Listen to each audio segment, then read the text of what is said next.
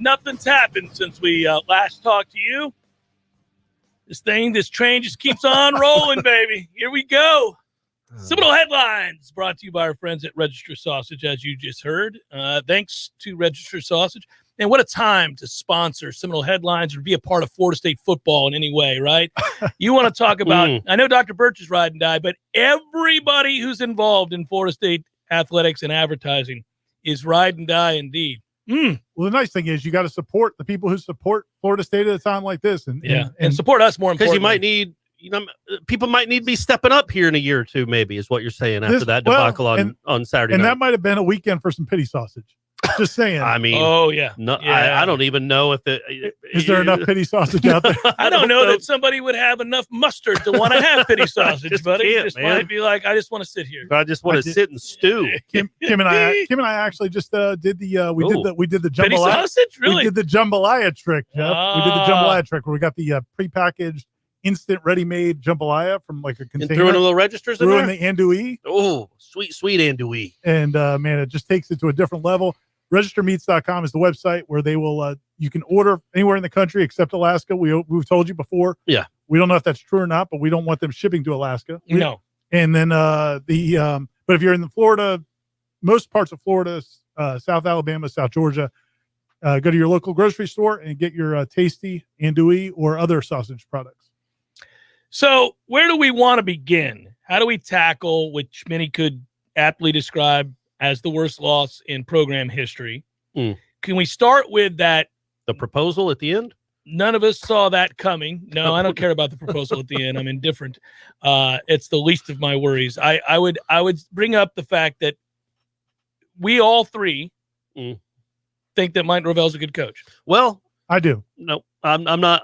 That was such a mind-boggling performance. Not even. See, I started at the right place. I like it. Even if Jarvis Brownlee makes that tackle, even if he makes that tackle, it's a disastrous play call and it's a disastrous 3.5 hours of football. But that means you're not a good coach.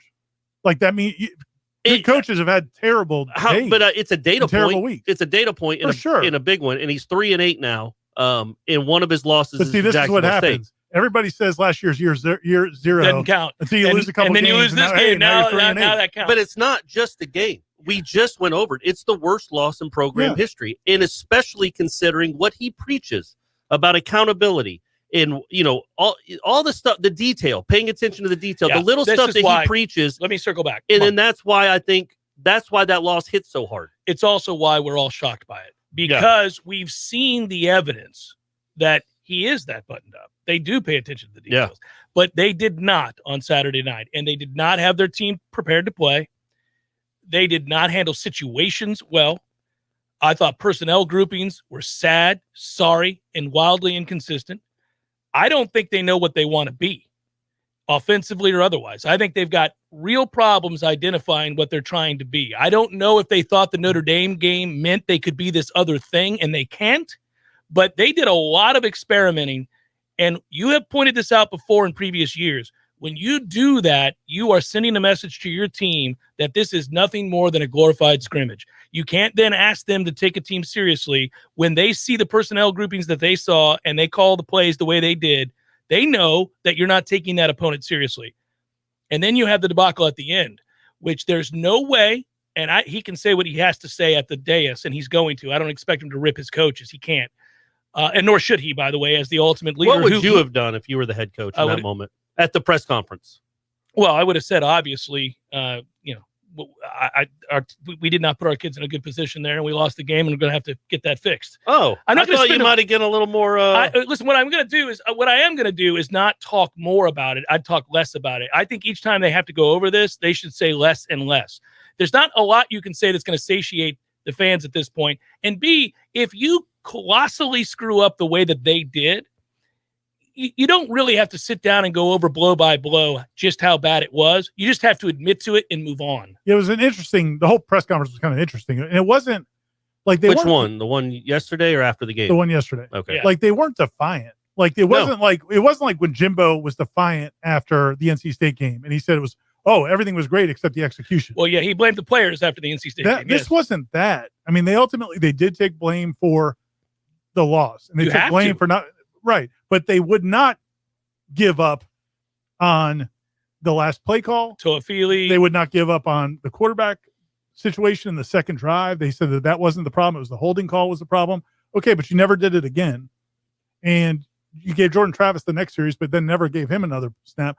But they would never admit that was a problem, or the Toafili running back situation. They just, instead of talking about why that was a bad decision to let him have those carries, especially in short yardage, they just talked about how good he was last year. So they clearly were not going to give people what they wanted and admit mistakes, but they also weren't like defiant about it. Right. So to me, it's like you can't walk out of that press conference either like furious because they didn't give you the pound of flesh, or feeling good about changes they're going to make.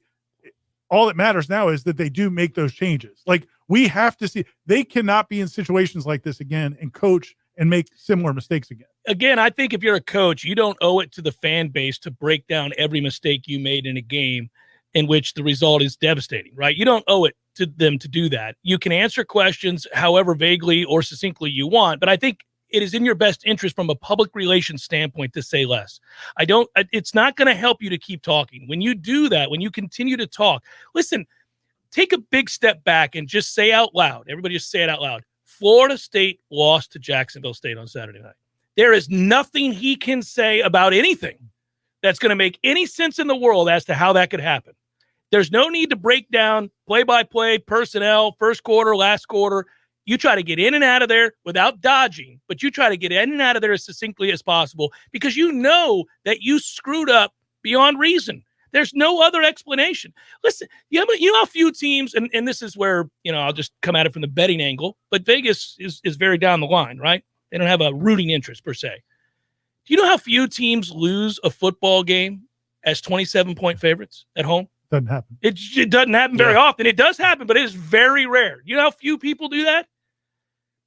It's rather remarkable. It's hard to fathom. So that's why I say less is more in that situation. But you're not going to rip your coaches or your players. So you just got to get in and get out and move it along. But I guess that's the ultimately what's important is, do we think they learned from the whole thing? I mean, like, if they're in a situation again, something similar, are you going to coach to win the football game, or are you going to do all the other stuff that they were doing in that? They treated that game like a scrimmage, an opportunity to prepare for later in the season. What's concerning about it is that, have you not been around this program for the last year and a half? Like, what made you think that the players on a Florida State football roster would take Jacksonville State seriously, that would be prepared? They were prepared. They played really well in the fourth quarter against Notre Dame. What on earth makes you think they're just going to translate that over? That's what I talked about last week. I wanted to see them come out and play well, at least take it seriously and play. And they weren't. What made you think that they would be, to the point where you run that nonsense the second series of the game? And then you have Jordan Travis come in the third or fourth series. Like, just like almost like auditions, like just putting stuff on film for Wake. Buddy, you're in a game. You can't, until you get up 31-0 on anyone. Don't start doing this. I don't want to call it Mickey Mouse, but stuff that isn't really part of who you are. Yeah, just to put stuff on film. Yeah, a lot of good coaches and good teams will obviously take certain games less serious than others. They won't admit that publicly, but they do that, and they do try things, and they put things on tape for other opponents to have to prepare for. But you have to be sure your team is prepared enough, mature enough, experienced enough to handle that. You can't do it when the game is in the balance, and you can't do it when you have a team with questionable talent, lack of depth, and no real confidence to build upon. It's not like they've done a whole lot of winning around here lately. So what do you think they were going to do in the second half of a close game? Did you think that they would rise up and believe in themselves? What evidence do we have that they would? I know that you could say, well, they played well in the fourth quarter against Notre Dame, who backed everybody off and allowed you to run because they were letting you run clock, and they did so too early, and you got back in the game. But there's no evidence that this team was going to play with it, exuding confidence, play to play in a situation like that. You can't do that. And that's my problem with the last play call. And again, this is probably the last time we'll talk about it for a while. We hope we'll see. I may talk about it the rest of my life. But I'll never forget it. I'm still shocked. On my deathbed, when Brady's telling me he loves me and my grandkids are there, Remember that time? Brady, if you ever get the call, defense, back them up. Yeah. Tell Jarvis Brownlee to back up. But that's have my problem. More defensive backs in the game. Well, that's my problem on that play is, even if you were going to go with the approach that they went with, you'd have to believe so confidently in your cornerbacks and your safeties that they would get the guy on the ground. That those guys are my best players, and there's no way they're going to let there's no way they're going to let somebody score from 60 yards out. But how could you have that trust when these are the guys you're playing that have not been dependable, have not been part of winning programs, have not had success? So you put them in a situation like that they've never been in, apparently have never really practiced, and that happens. So the safer thing to do, if you just wanted to win that football game, think of the decisions you would have made if you're Mike Norvell and that coaching staff, if all you wanted to do was win that football game. Oh, sure. From that play, the way you defended that play, to what you would have done with the quarterbacks, you would have run the ball probably 60 times. Oh, early in the game, you would have just said, all right, I'm going to abandon this. It's not going to work. These guys aren't mature enough. We're not good enough. Let's just run the ball, get out of here, get our 14, 17-point win, and move on to the next game, because you can't lose that game. If they're playing 7 DBs back, if they're playing so soft, run the ball. Just take it. Instead, they were trying to work on the passing game, which I get. Especially if you think the transition to Milton is the long-term answer. Well, now they have to second-guess that, and I know they declared him the starter this week. We don't know if that's because they think a drop-back passing game is coming and that it's going to be refined. I don't think the statistics along the offensive front and percentage of pass plays in which the quarterback gets hit suggest that they should be going to that kind of an offense. But, okay, maybe they see something different than I do. Fine.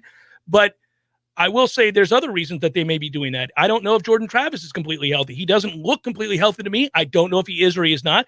Plus, we saw the little blow up on the sideline, which may or may not be anything. Could be something. Who knows? All I know is that you sow the seeds of acrimony after a loss like that, and now you've made your road to success. He just said sow the seeds of acrimony. By the way, is that Tears for Fears song? It was a great song. No, what a seeds great of love. Song. Would be the opposite. Acrimony didn't want. They couldn't think of anything to rhyme with acrimony. They went with love. So what I would tell you is that at this point, you just made your job that much more difficult. And the trust level amongst your players, the culture, all the stuff we talk about, plus the fan base. Forget the fan base. The fan base has already decided you're done.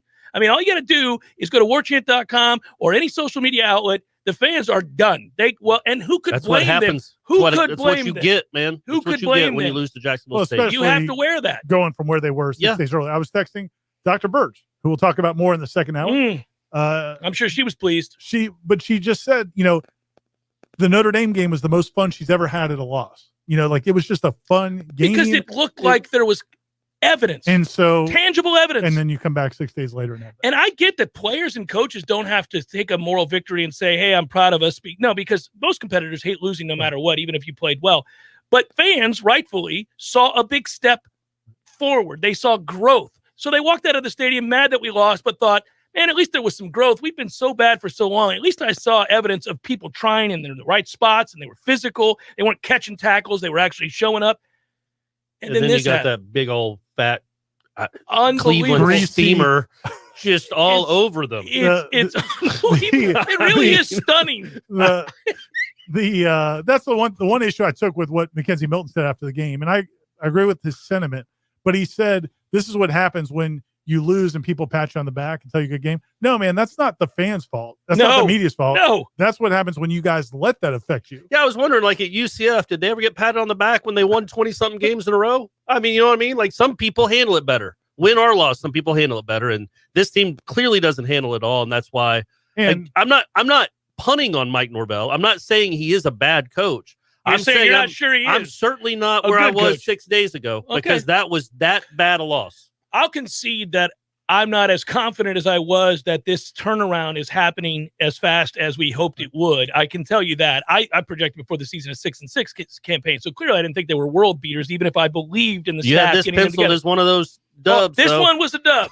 This one was a dub. And I think, but for me personally, what I learned from the early years under Jimbo was you can have awful games, make terrible decisions as a head coach, and get better. And yes, and that at the time I was overly critical of Jimbo because I was like, man, this guy just this ridiculous. But it was also his first time coaching. You lose to Will Muschamp in his first season. I mean, you lose to that awful Florida team. You let EJ throw the ball 50 times when he's clearly not emotionally in the game. Yeah, because of what was going on with his mother. I mean, it was just like, dude, what are you doing?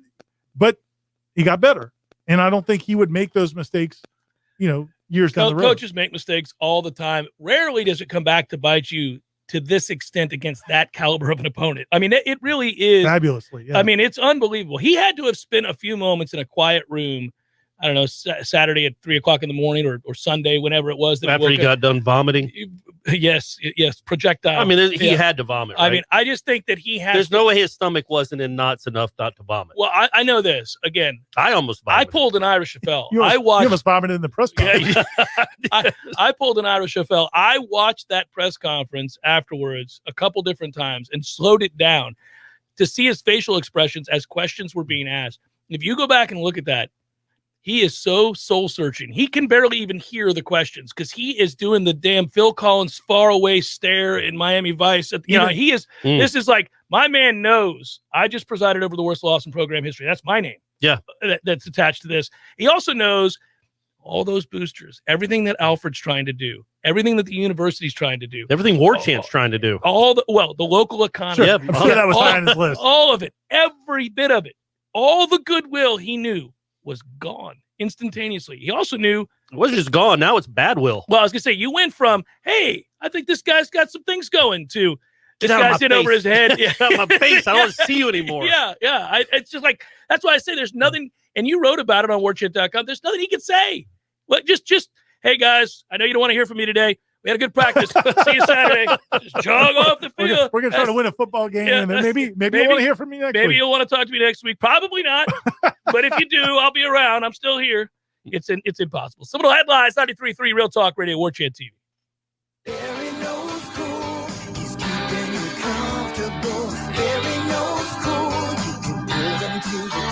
This is Tyler from Barano Heating and Air. This summer, you can save money and stay comfortable. Ask about our annual service agreement with no overtime charges ever. At Barano Heating and Air, we're always there for you.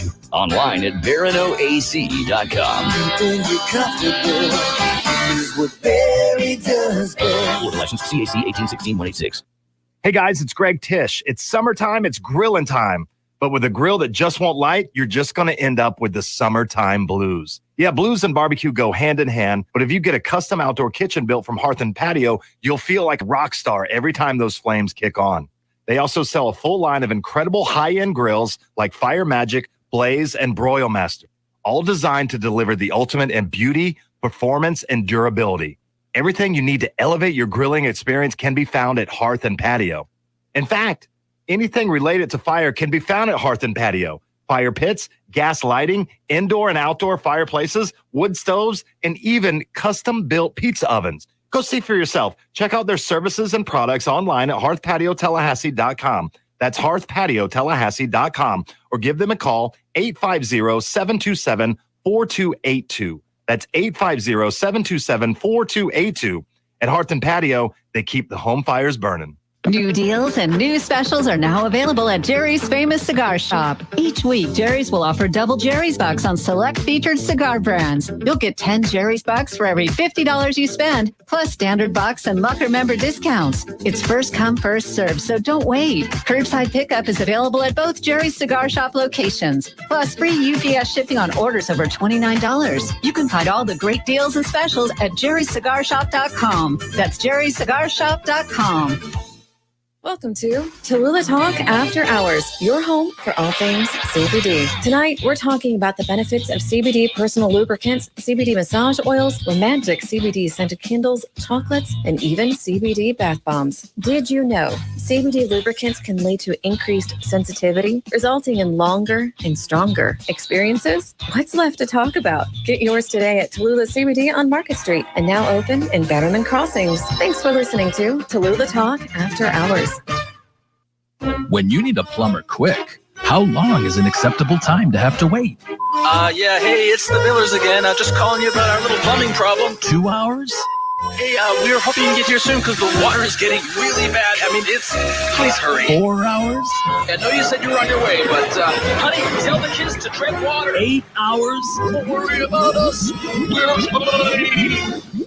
At M&L Plumbing, you'll never have to wait long for quality, dependable service, right when you need it. At M&L Plumbing, we listen to our customers, and our qualified technicians aim to achieve 100% customer satisfaction. So the next time you need plumbing work or repairs, Think of the name, M&L Plumbing, your local plumbing experts, commercial or residential. Give us a call, 850-575-9393, or visit us online at mndlplumbing.com. M&L Plumbing, for all of your plumbing needs. Life is stressful. Dinner shouldn't be. That motto is why Register Sausage has been doing business in the Florida Panhandle and Lower Alabama for over 75 years. A proud sponsor of Seminole Headlines, Register Sausage always provides the best Southern smoked sausage to over 140 grocery stores and restaurants throughout the Southeast. Headliners have discovered the Register's difference. You can too. To find a store that carries Registers near you or to buy directly, head to registermeats.com. That's registermeats.com. Register Sausage. Yay, sausage! Seminole Headlines returns now. Head to YouTube and search for Warchant TV today to catch the show live or on demand. Now, here's Jeff Cameron, Ira Schofel, and Corey Clark. As you can imagine, it's not the most measured response that I'm reading on our social media accounts regarding the loss to Jacksonville State and what we should do moving forward. Most of these are not steeped in the reality of the situation. You can be angry, and you should be angry. Everybody was angry. I'm still a little angry. I think Corey's very angry. Yeah, I haven't gotten over it. I don't know if I'll ever get over it. Well, you will. I don't know. Yeah. Maybe when Brady has a son, a daughter or something. When they rattle off 9 out of 10, buddy, you're going to be... Well, that's true. Jacksonville State will be a distant memory when we're at the Orange Bowl. At some point, you'll realize that anger and that vitriol is only hurting you. It's not hurting the other person. Just hold on to it. That you're mad about. You got to let it go. Yeah. Again, what bothers me is that, again, I think, and I don't think this is hyperbole. I think if the three of us are in charge of that game plan. Oh, yeah, there's no chance that we do worse. We win the game. I believe that to be true. Well, that's incredible. Jason Corbin and Trayshawn Ward would have combined for about 45. They'd have been exhausted. They would have had nothing left for Wake. Yeah. I've been like, get Jordan ready, Travis boys. You get 25 apiece. Jordan Travis would have had about 11. There would have been 7 passes thrown. And we win comfortably and move on. And if we're not winning comfortably somehow, all my DBs are at the 15-yard line. Yeah, they're not playing press man. They're not 10 yards within the. I know they weren't playing press man, but they were within 10 yards of the line of scrimmage. 9 guys on 4th and 60. I mean, that's essentially what it was. What's 4th and 60. What is a shame is we'll never get the opportunity to know the breakdown of communication. I don't believe that was the call. I don't think that they, and he said it's 2-man, it's 2 deep man under. It's not, but moreover, I wouldn't have run that.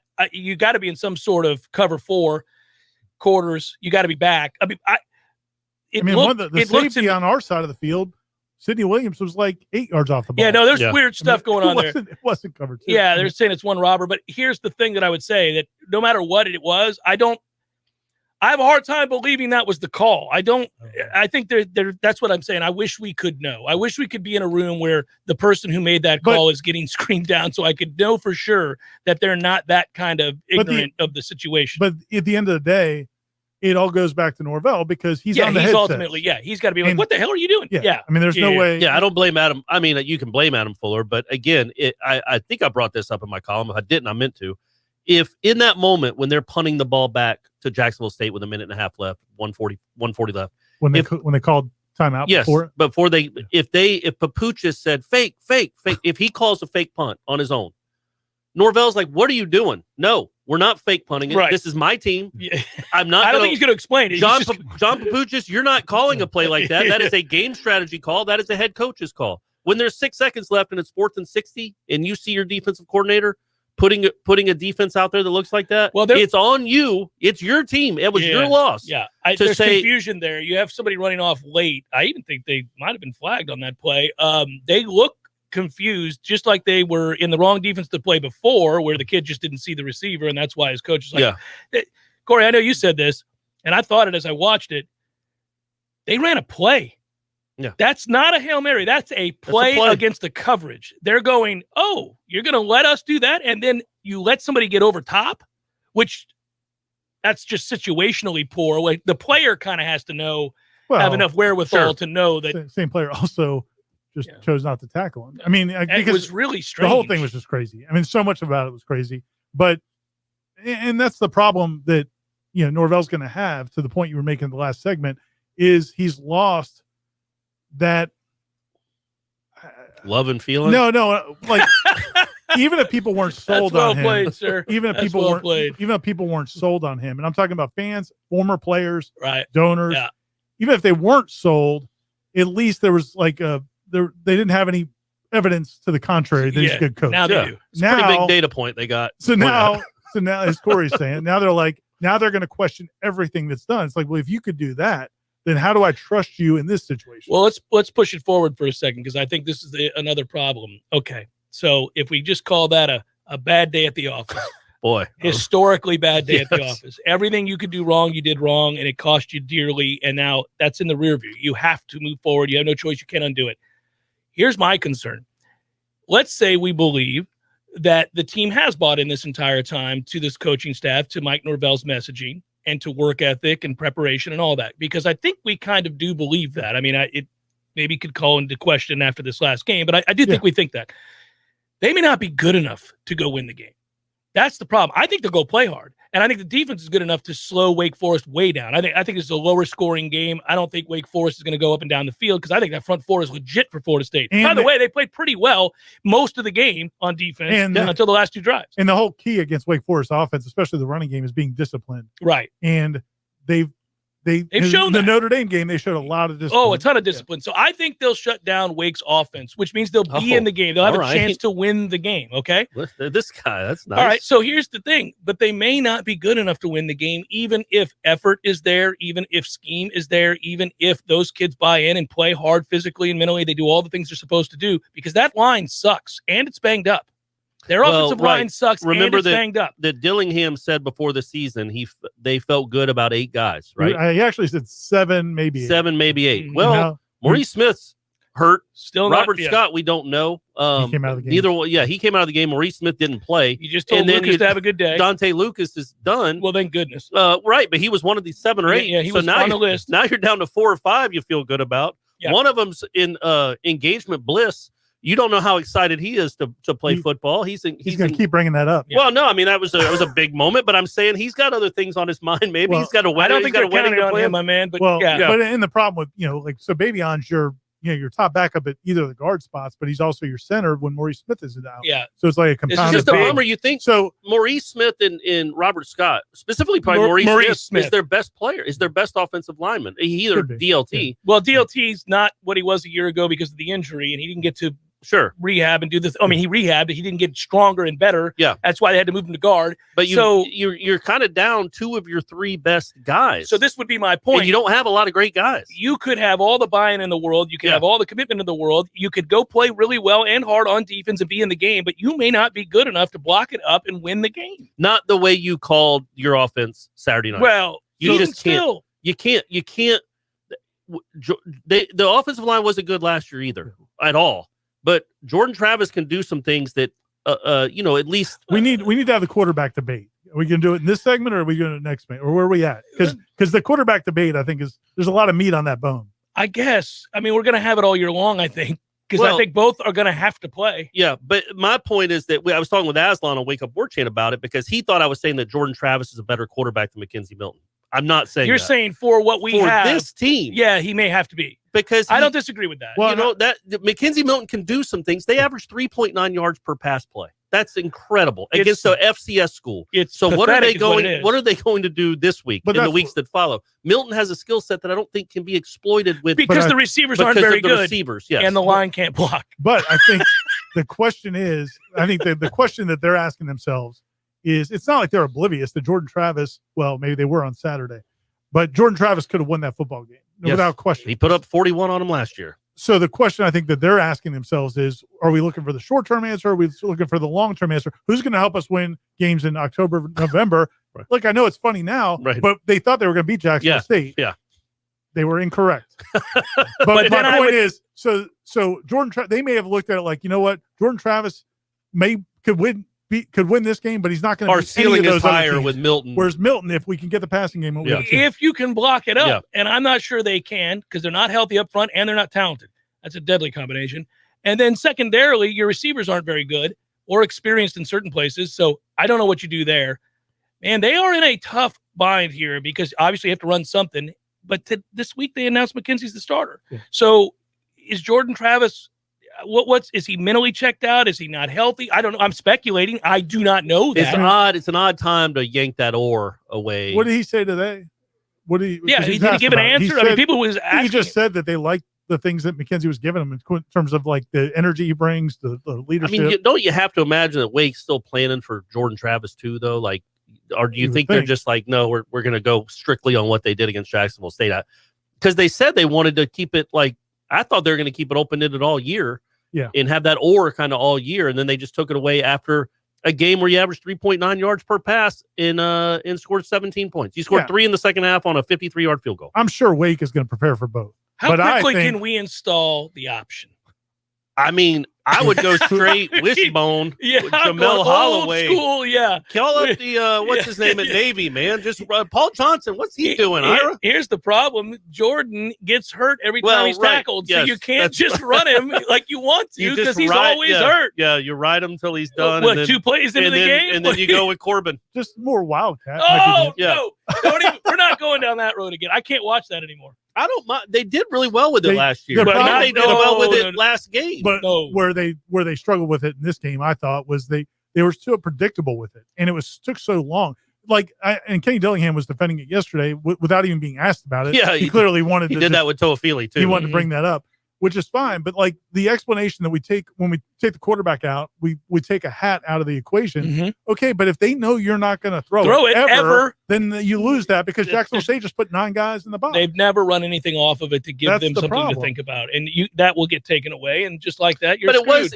it was something that worked for him a good bit last year. It did. But so now it struggles in one game, and now it's a dumb thing to do. I don't necessarily believe that. I do think maybe you need to do some different things with it. Right. Especially if you know you can't block all that well. But I just think you can have Corbin and Ward back there together. That to me on 3rd and 1, that's better than just Milton handing it off to Corbin. Yeah. You know what I mean? I guess, man. I think at least if Milton's in there on 3rd and 2, there's a possibility you might be throwing the ball. If you only have quarterback there, they've shown they never. But when Milton's in the game, look, you're right about that. But when Milton's in the game, you lose the man advantage that you have when JT's in the game to run the ball. And so, I mean, I don't know that they're good enough to line up and get 2 yards running the ball. Clearly, I don't know that they're good enough to line up and run in short yard situations and pick that up. They clearly think. They do. I think they clearly think that with McKenzie Milton running the offense, they could be more productive as the year goes on. Then the top end would be with Jordan Travis. To me, that's what they're saying by taking away the or. Like this, we have to commit to this and get better because with Jordan, there's only a limit to where we can. Well, let's hope they're right. Otherwise, it's a whole heap and helping of losses. That's going to be another Cleveland. Hey, oddly, and we got to go to break. Oddly, we said before the season, no matter what our record predictions were, what is it when 5 wins or 10 wins or 4 wins or 8 wins, this would be the biggest game of the year. Yeah. Boy, this Wake game really was always circled up as the one, guys. Whether they were 2-0 or 0-2, this was going to be the one right here. Hey, it's the ACC opener. Yeah, man, let's go. Wyatt Rector today said they can't win the ACC championship. I mean, they're trying to win an ACC championship. He didn't say we can't win the ACC. Well, no, he was saying like we can't. He was basically saying we can't win the ACC championship unless we go win this game today. That's Saturday. not true. Why? You could lose this one and then win all the rest of the ACC games. You never know. I might have misquoted you, Wyatt. I apologize. But either way, he's right. Hey, he said it's a clean slate. There's a good chance Corey wasn't listening. It's a clean slate. It's you got all these conference games left. Wyatt was talking and Corey just heard. It's like Charlie Brown. I'll make it up as I go along when I get to the studio. Want. Like it's all right, man. Sure, that's awesome. You had a touchdown. Yeah, but a week ago, man, I had people telling me they thought this team could win 8, 9, 10 games. A week ago. Yeah. And not crazy people. I bet they don't feel that way anymore. No. Just a hunch. You're listening to Seminole Headlines on 93.3 Real Talk Radio and Warchant TV.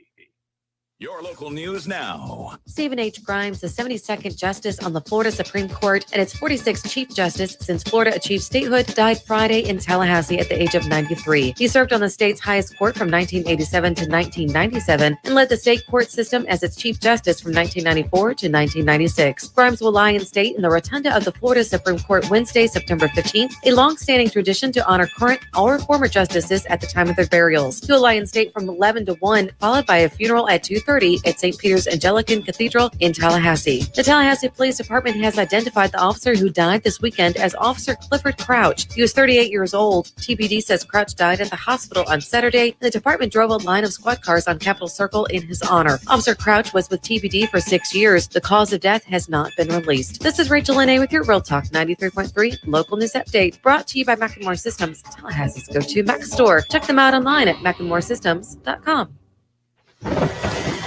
This is meteorologist Paul Trombley with your Real Talk 93.3 weather update.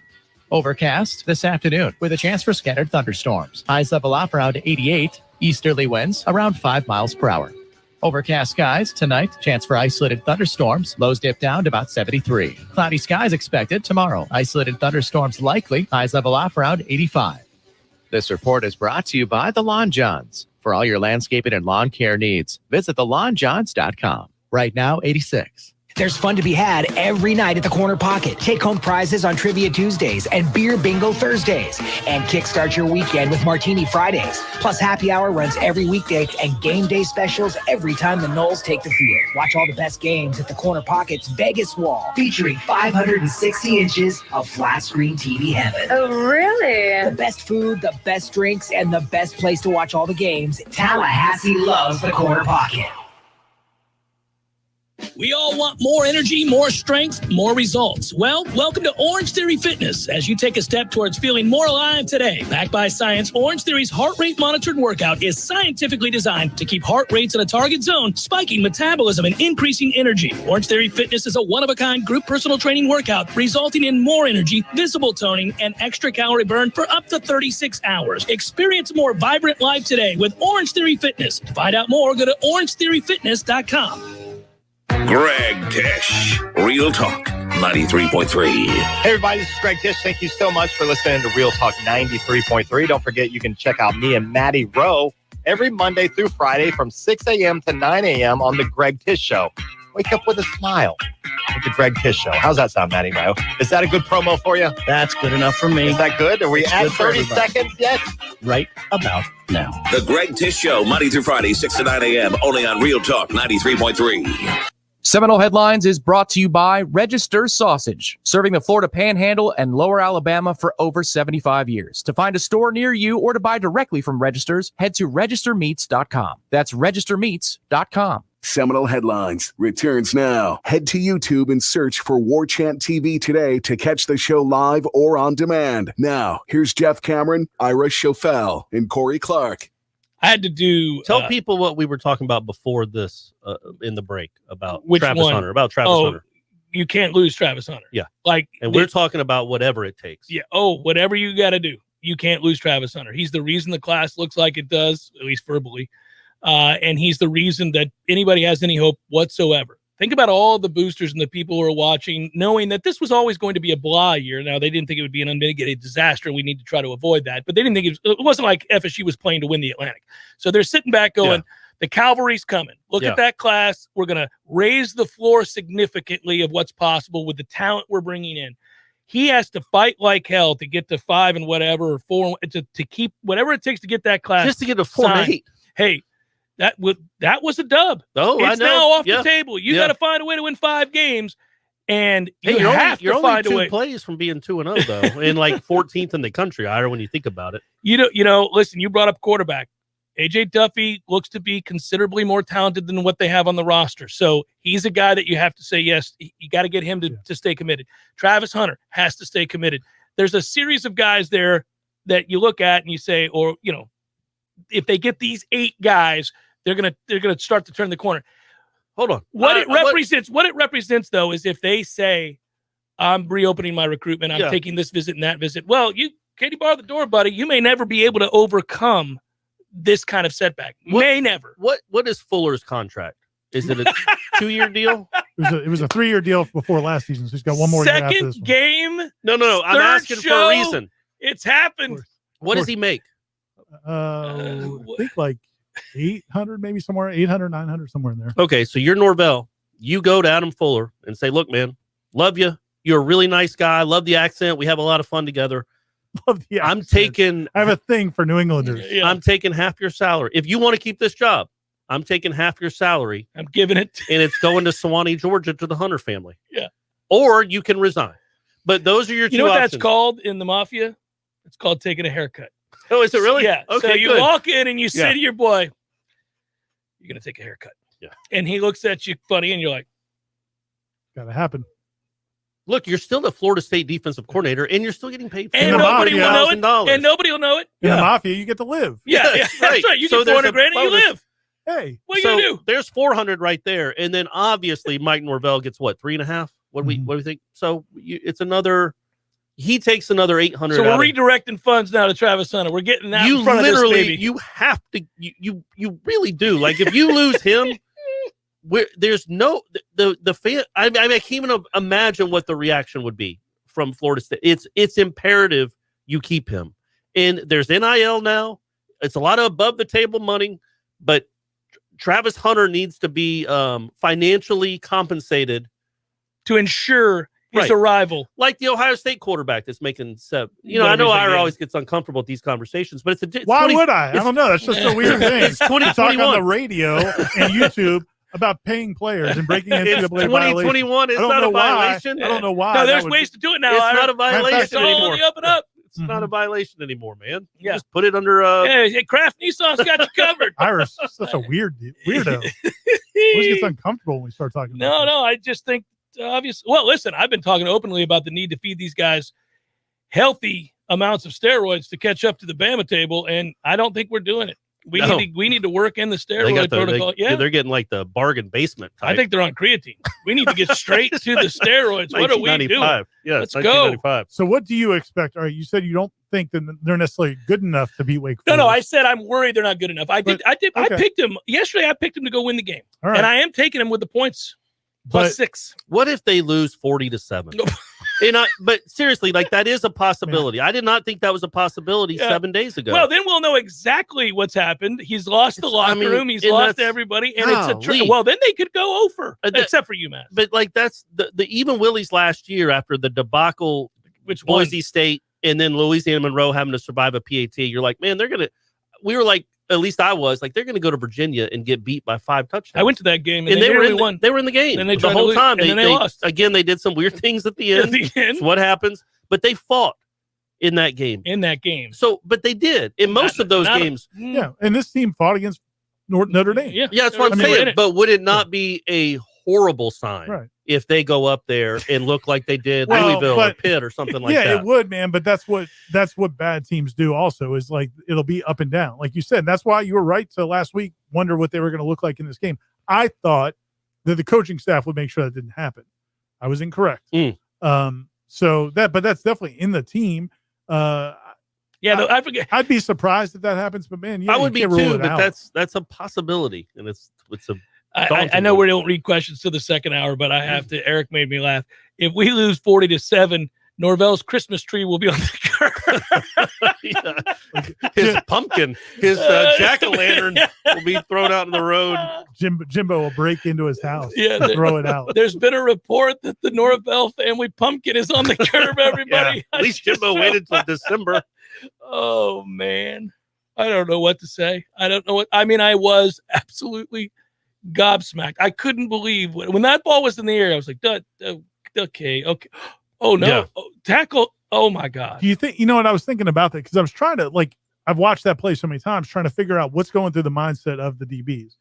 And I really think it was like one of those plays, like sometimes in baseball, Major League put Baseball, a kid out in left field. He doesn't never played it. Don't hit it to me. Don't hit it to me. Don't hit it to me. No, but even like in Major League Baseball, there'll be a play sometimes where like a guy just has a brain fart. Like he catches and like looks at one base, doesn't throw it, looks at another base. Everybody's safe. You're like, dude, you thinks there's 3 outs and throws the ball into the crowd. Meanwhile, they tagged up and scored. It's like that. It was almost like I really felt like maybe he felt like, okay, once he caught it, it's over, or because he wasn't in the end zone yet when the clock expired, it's over. I don't.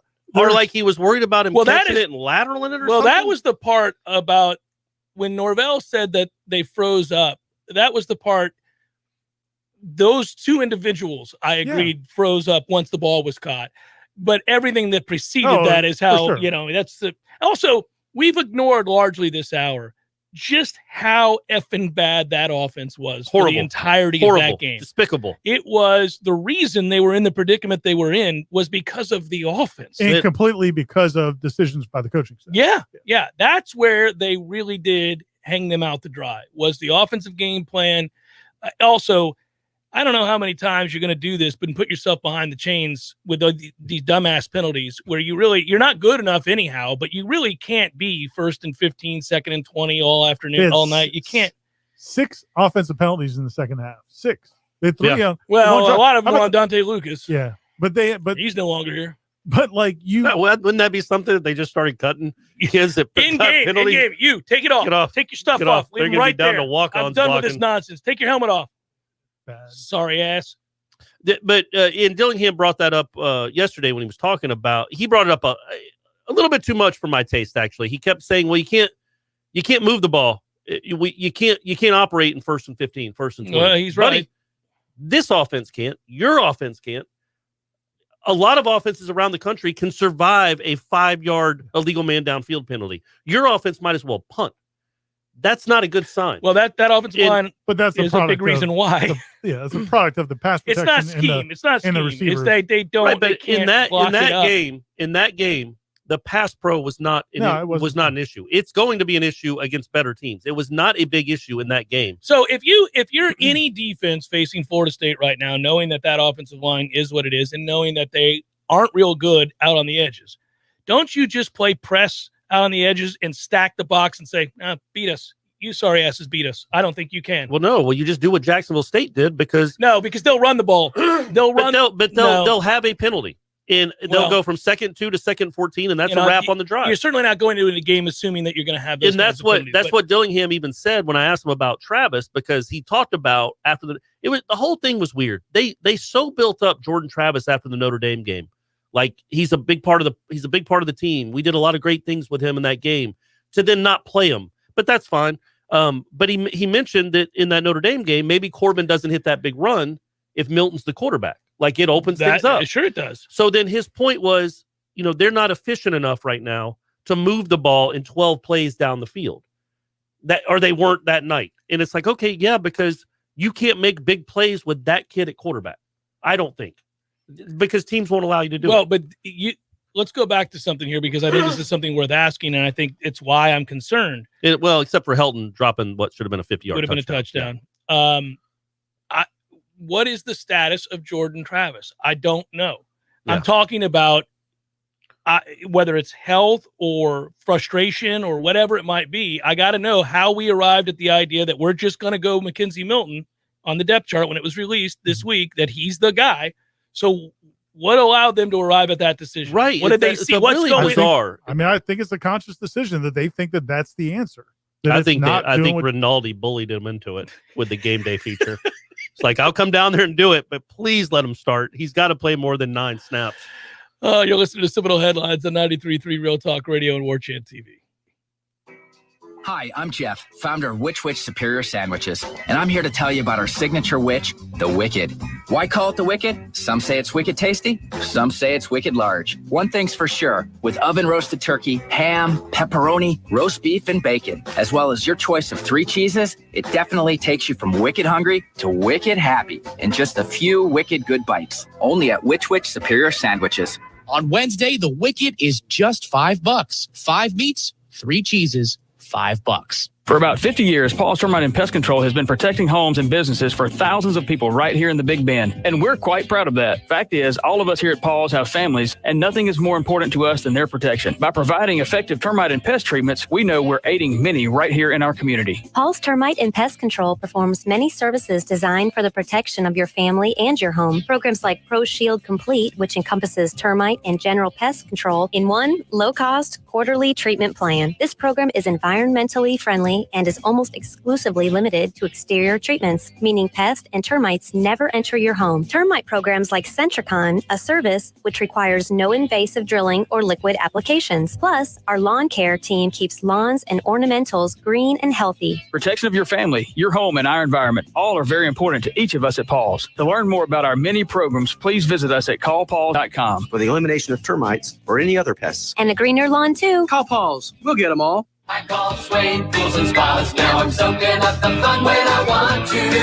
I call Tallahassee Car Care and they're fixing my car when I want to. Hey, what are you doing? This is a Swain Pools and Spas commercial. I'm turning it into a Tallahassee Car Care commercial. But Swain Pools and Spas is a full-service shop offering sales, renovation, supplies, and more for years. And Tallahassee Car Care is a full-service shop offering brake and tire service, batteries, oil changes, and more for years. But people go to Swain Pools for quality and reliability. Nobody knows more about pools and spas, and Swain has new Caldera spas in stock right now. And people go to Tallahassee Car Care for their 5-star service at great prices, with most maintenance done by their certified technicians while you wait. You know what? Just look for the big Swain sign on West Tharp Street, because Swain Pools and Tallahassee Car Care are under the same roof. Online at SwainPools.com. Online at TallahasseeCarCare.com. Swain Pools and Spas. Life is stressful. Dinner shouldn't be. That motto is why Register Sausage has been doing business in the Florida Panhandle and Lower Alabama for over 75 years. A proud sponsor of Seminole Headlines, Register Sausage always provides the best Southern smoked sausage to over 140 grocery stores and restaurants throughout the Southeast. Headliners have discovered the Register's difference. You can too. To find a store that carries Registers near you or to buy directly, head to registermeats.com. That's registermeats.com. Register Sausage. Yay, sausage! Seminole Headlines returns now. Head to YouTube and search for Warchant TV today to catch the show live or on demand. Now, here's Jeff Cameron, Ira Schofel, and Corey Clark. Short segment here before we get to headliner questions. Can't wait. Got a lot of them. Can't wait to get to those questions, boys. The best part of this show has been Tom's Register sausage ad there. Yeah, during the break. on the fly. Fantastic. Yeah. Dark times, man. We didn't expect to get here in just game 2. No. Especially not after game 1. You and Mike Norvell both. Yeah. I am really intrigued. We talked, Ira, on Monday. I love to study leadership. I love to watch and see how people handle crises and what they do to overcome them. He's got one now. Did you guys listen to I should have mentioned it to Tom earlier. I wish we could get the clip of the call of the last play by Deckerhoff and your boy William Floyd. My boy was probably pissed. Dude, it's the anger in his voice when, like, literally. Well, before think about play, how it had been building to that point. Like, oh, yeah. all the slop, the nonsense we saw in that game that night, and then it comes to that play, and he sees that they're in an absolutely absurd defense. What does he say? So before the play, he's like, all right, you just can't let him get behind you. 6 seconds left. You can't go, kind of calmly. Deckerhoff's calling the play like he does. And then the guy gets by him and catches it, and Floyd's like, that can't happen. That's the one I just said. In the way he said it, he's like, I just said, like they were listening to him. Yeah. Like, I just told you to take out the try.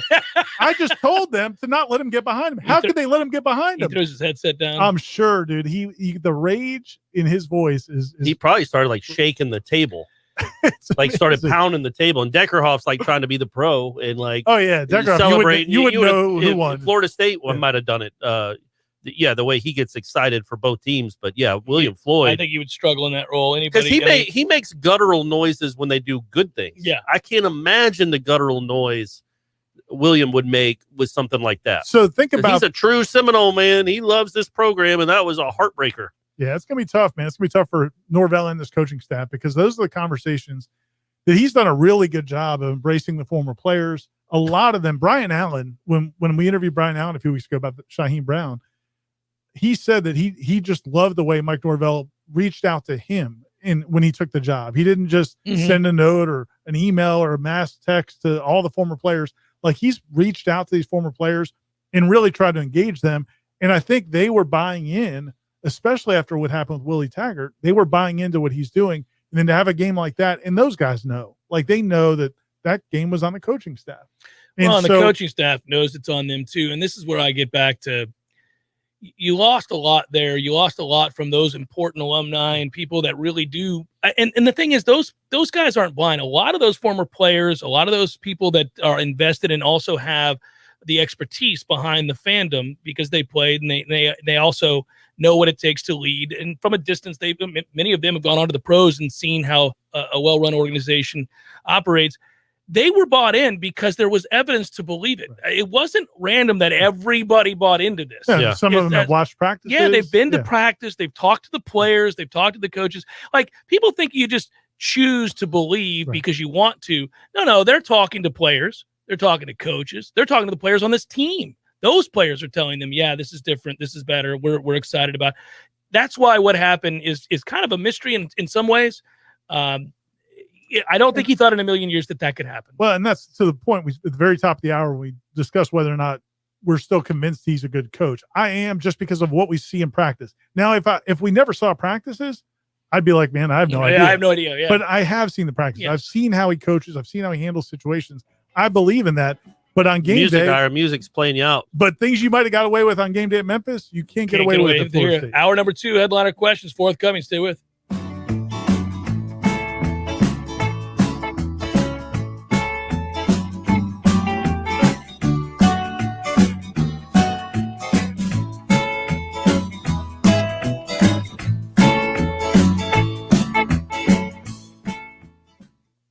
The Tallahassee's Real Talk Station. 93.3 WVFT, Gretna, Tallahassee.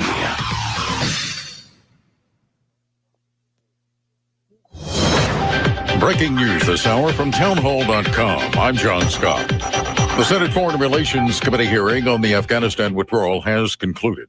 During the long session, Secretary of State Antony Blinken says the Biden administration gave plenty of notice for Americans in Afghanistan to leave. In March, we began urging them to leave the country. In total, between March and August, we sent 19 specific messages with that warning, as well as offers of help, including financial assistance to pay for plane tickets. A bipartisan group of lawmakers are angered over the operation that resulted in the complete takeover by the Taliban and left many American citizens, green card holders, and at-risk Afghans stranded in that country. Senate Foreign Relations Committee ranking member James Risch of Idaho says the Trump administration had a clear plan for the U.S. departure. In February 2020, agreement was contingent upon the Taliban reducing violence, meeting counterterrorism commitments, and engaging in substantive talks with the Afghan government. Republican Senator James Risch. Also at townhall.com, Republican frontrunner and talk show host Larry Elder urging his supporters not to let up in the California governor recall election's final hours.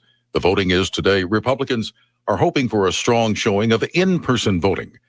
The election will determine if Democrat Gavin Newsom remains in office. Massive government relief passed in response to the COVID-19 pandemic moved millions of Americans out of poverty last year. That's even as the official poverty rate increased slightly. That's according to Census Bureau reports released today. The official poverty measure showed an increase of 1 percentage point in 2020, with 11.4% of Americans living in poverty. Stocks are lowered out. The Dow is down 220 points and the NASDAQ off 20. More at townhall.com. One listener that stands out that I work with was this older couple that was interested in refinancing. They reached out to a few different lenders. Their credit wasn't the best. I know some of these other bigger banks, you just won't hear back from them, which I cannot stand. Not everybody has the 780 credit scores. And just because you don't qualify at one time doesn't mean that you'll never qualify. I'll walk you through what you have to do, whether it's 2, 3, 6 months from now. Back to that older couple, we worked with them for months and months to improve their credit. And we were able to get the loan done. We were saving them hundreds each month, thousands of dollars a year, finally got themselves into a situation financially that they can handle and they could start saving money each month for retirement. End of the day, they just could not be happier, which just put a huge smile on my face. We are United Faith Mortgage. United Faith Mortgage is a DBA of United Mortgage Corp. 25 Middle Park Road, Milton, New York. Licensed mortgage banker. For all licensing information, go to NMLSConsumerAccess.org. Corporate NMLS number 1330. Equal housing lender. License in Alaska, Hawaii, Georgia, Massachusetts, North Dakota, South Dakota, or Utah. What's important when shopping at a gun store? Let's start with a friendly and knowledgeable staff. Then add top-notch service, great selection and pricing, and a personal shopping experience only found at a locally owned and operated business. At Red Hills Arms, they're right on target. While other gun stores come and go, Red Hills Arms remains Tallahassee's go-to local gun store for all your firearms needs. Stop by today and get welcomed in like family. Many orthodontists in Tallahassee can straighten a smile, but at Birch Orthodontics, they're dedicated to providing the finest care possible. The experienced and friendly staff is trained in all of the latest techniques. So whether you need standard treatment like braces or Invisalign, or you have a more complicated case requiring extra attention, Birch Orthodontics is here for you. Set up your free consultation today by visiting birchorthodontics.com, BURCH orthodontics.com, or call 850-877-1692. At Birch Orthodontics, they create beautiful smiles that last a lifetime. It's time for Seminole Headlines, featuring Warchant.com's Jeff Cameron, managing editor Ira Schofel, and senior writer Corey Clark. Your weekly dose of all things FSU, pistols, and pies starts right now. Here's Jeff Cameron.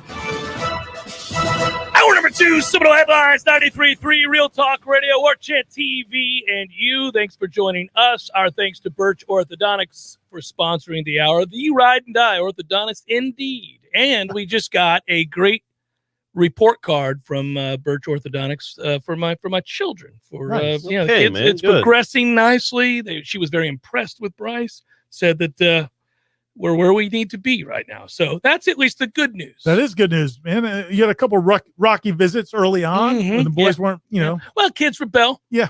Screw these bands, things like that. What are you going to do? But he came around, wears the bands, looking good.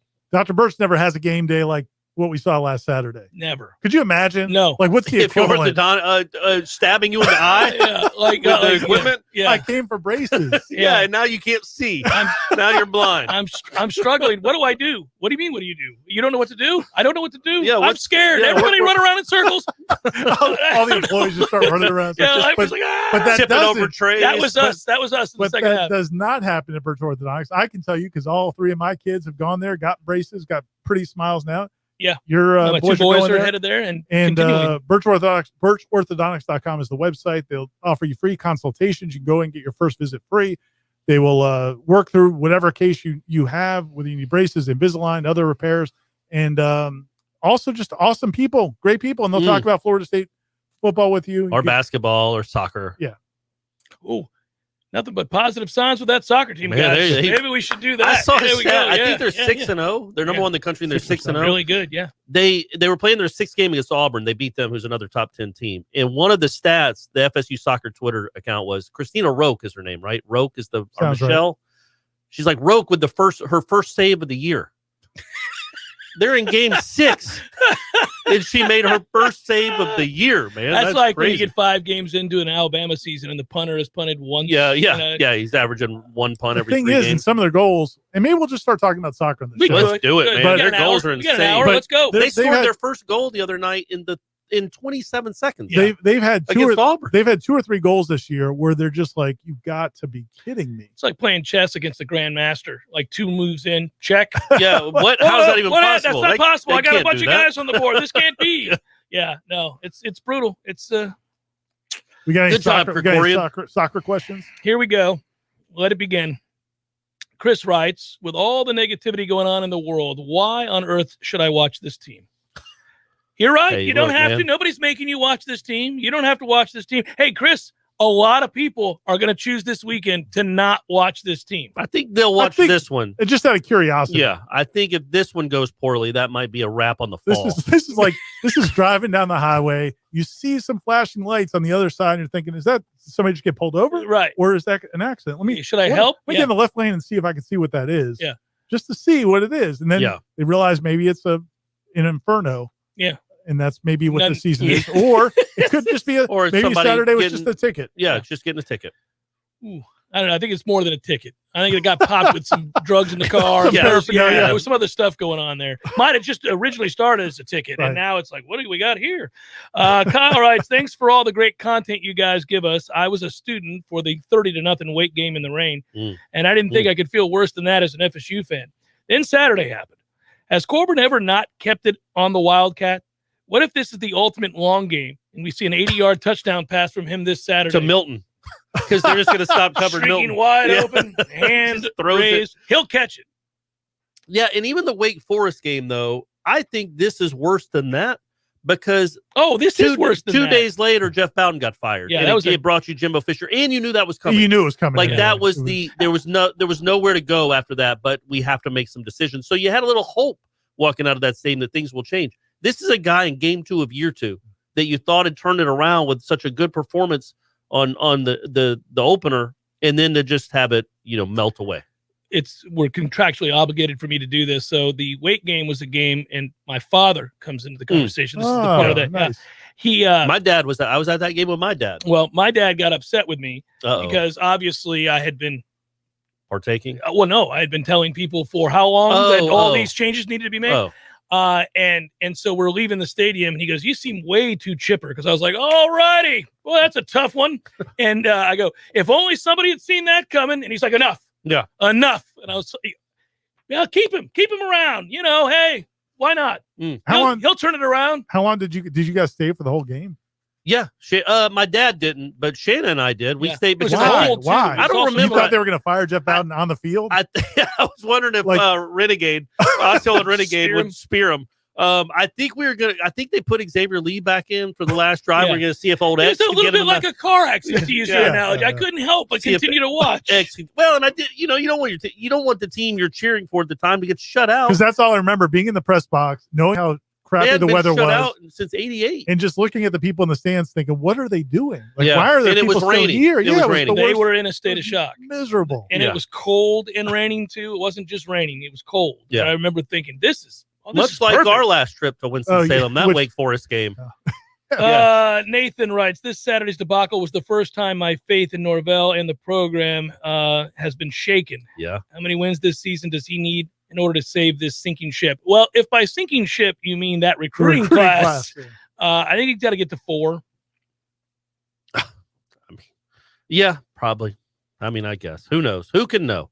Or you can go back and listen to the first hour, and we've already devised a plan where Travis Hunter, you don't have to worry about it. He's coming. So I like where Zach's mind's at. I don't know that this will turn out that way, but perhaps, and it's worth revisiting. Zach writes, Jacksonville State could be to Norvell what ULM was to Saban, right? A turning point that helps us reel off 6 national championships in 13 years. One can dream, can't they? I'm trying to figure out how it won't be like that, because I feel like the trajectory. Well, that's the first thing I said to my son when we were going to bed the other night. I said, "Don't worry about it, son. Championships coming down the pipe, buddy. Any day now." I thought it started out the ULM game that Willie had, because that didn't really spawn great things. Blocking an extra point to win a game against ULM. They didn't block it. He just missed it. They didn't even do anything. He just missed it. He just straight up missed it. And they celebrated like they had won the national championship. Well, so here's the thing, though, about that. Like, in 2009, again, not a great year in Florida State history. They almost lost to that Jacksonville State team. They had to drive and score with 30 seconds left. And then in 1988, stop scheduling them, by the way. You're it's supposed to be a dub. We're not good enough. And then in 1988, they were only up 10-7 on Georgia Southern in the fourth quarter. And now that was a good Georgia Southern team, but it was still a division or an unreal Georgia Southern team. It was a 1AA team. Yeah, and you're number 3 in the country in 1A, and you're losing in the fourth quarter. So there have been close calls. Oh, before. no, it's littered throughout the country. Yeah. People get very they're prisoners of the moment, is what I should say. I'm not excusing away that loss. It's inexcusable. Yeah. But I would say, especially the way it happened, but I would say that you could go back, just go ahead and look at any number of coaches, especially even legendary coaches' careers, and you'll find blights on that resume where you go, what in the hell? I mean, weird things happen. It does happen. And he's right to bring up, obviously what happened with Nick Saban. I think he's being facetious. He is being facetious. But the problem is, of course, Nick had more to fall back on. He had a little more cachet. He had some success elsewhere prior to that unbelievable loss. Yes. Since the season is once again over in September, writes Preston, can we get some more of Corey's interesting marriage counseling stories?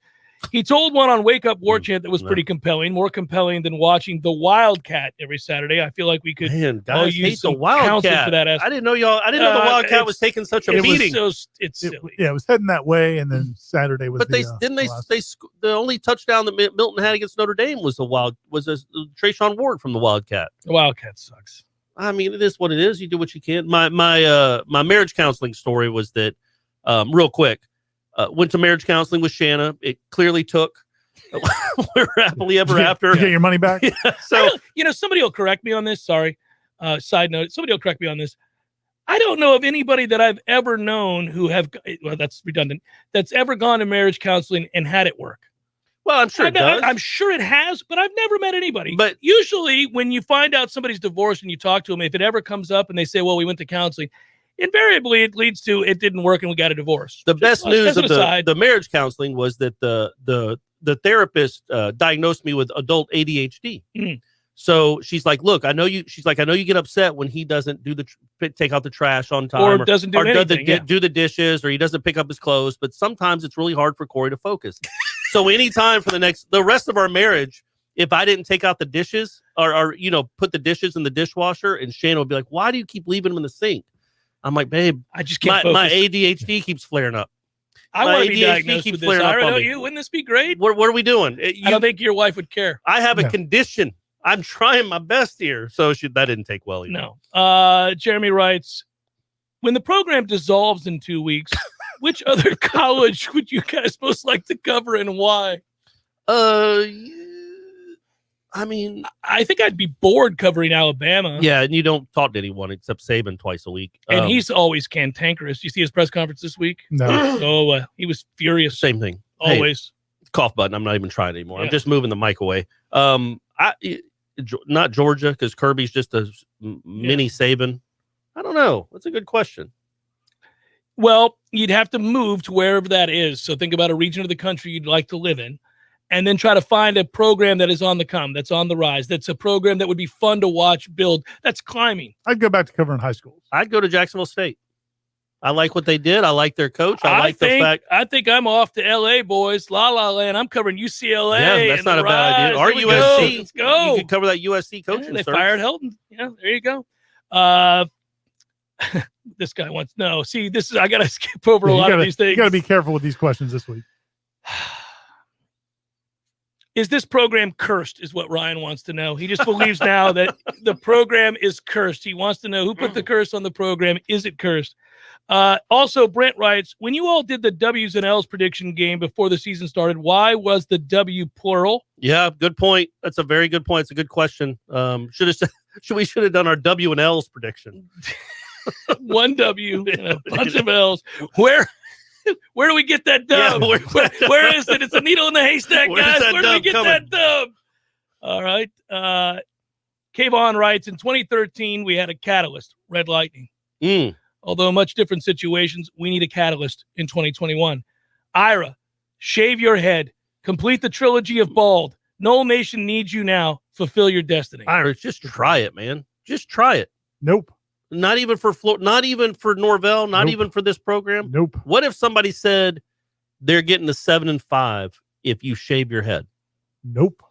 Oh man. Well, there you go, folks. You see how much Ira cares. There's my commitment. You could wear a hat, dude, like this guy does.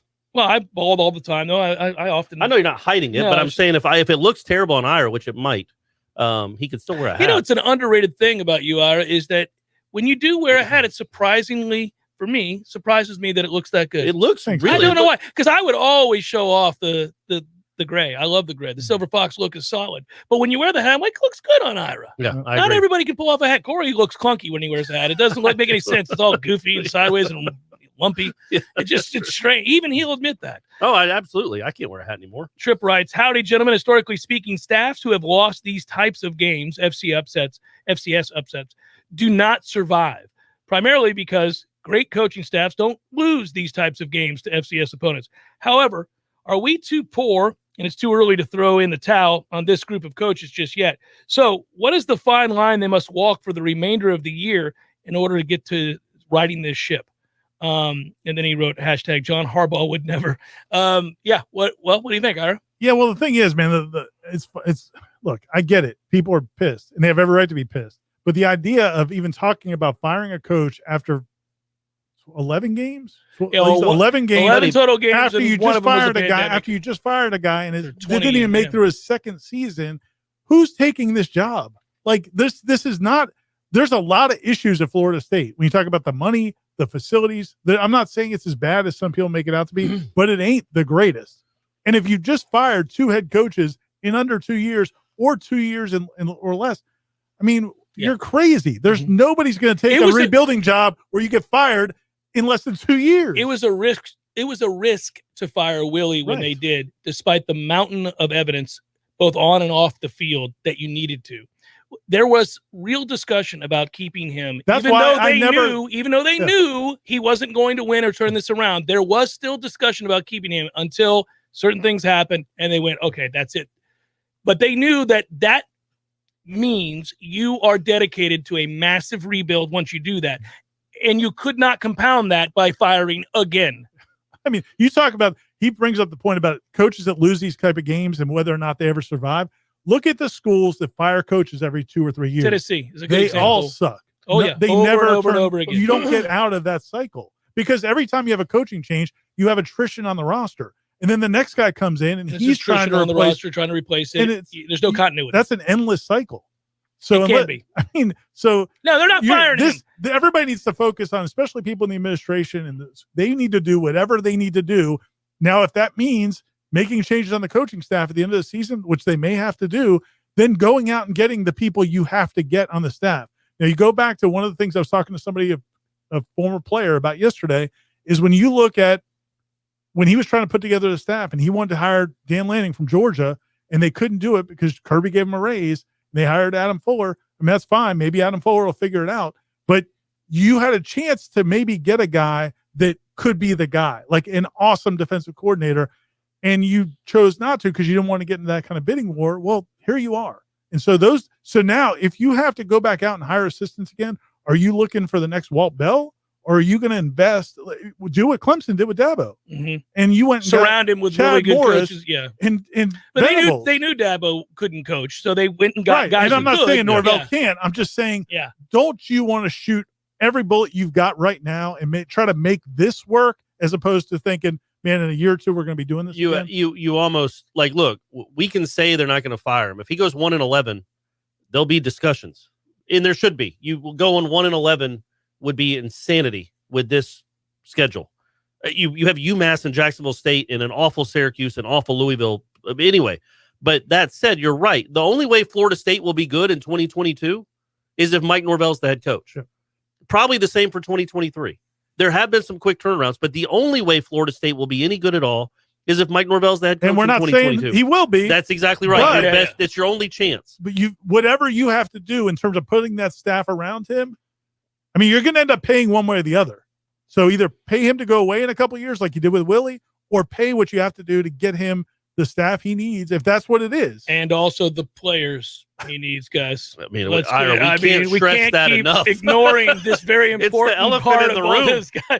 We need to make sure everybody who needs to be paid is paid, Yes. Ira. I don't know what you're doing. What I'm trying about- to win some football games around here. And you I don't say know what you're doing. nobody would take the job if Norvell got fired. I bet Travis Hunter's dad would take it. I bet he'd take it. Seminole headlines on 93.3 Real Talk Radio and Warchant TV returns in a moment.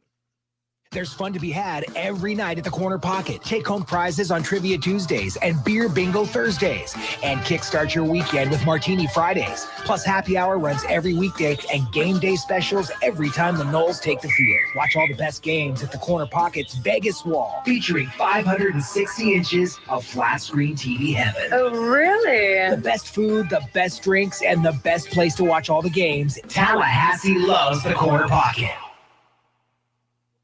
Hi, Chris Kraft for the Kraft Brothers dealerships. At Kraft Nissan, we've been amazed at the number of Toyota and Honda people trading up to Nissan's new family of SUVs. The changes are stunning. And don't just take my word for it. Motor Trend tagged Rogue as the 2021 SUV of the Year finalist, adding that Rogue can go toe-to-toe with Honda and Toyota. Well, guess what, Tallahassee? We can't keep the new Rogues on the showroom floor. Seriously, if you haven't seen one for yourself, come take a test drive and you'll see the new Rogue sells itself. In the 2022 Nissan Pathfinder, it's roomier, quicker, and better equipped. Plus, the second row seats easily slide and flip forward to allow access to the third row, even with a child seat installed. And finally, Car and Driver says savvy shoppers will be surprised by the new Armada's luxuriousness. So I encourage SUV lovers to come see the new Nissan family of SUVs. Everyone knows that Nissan SUVs have more standard equipment than the competition. The award-winning Rogue, Pathfinder, and Armada, only at Kraft Nissan on Mahan Drive, Tallahassee.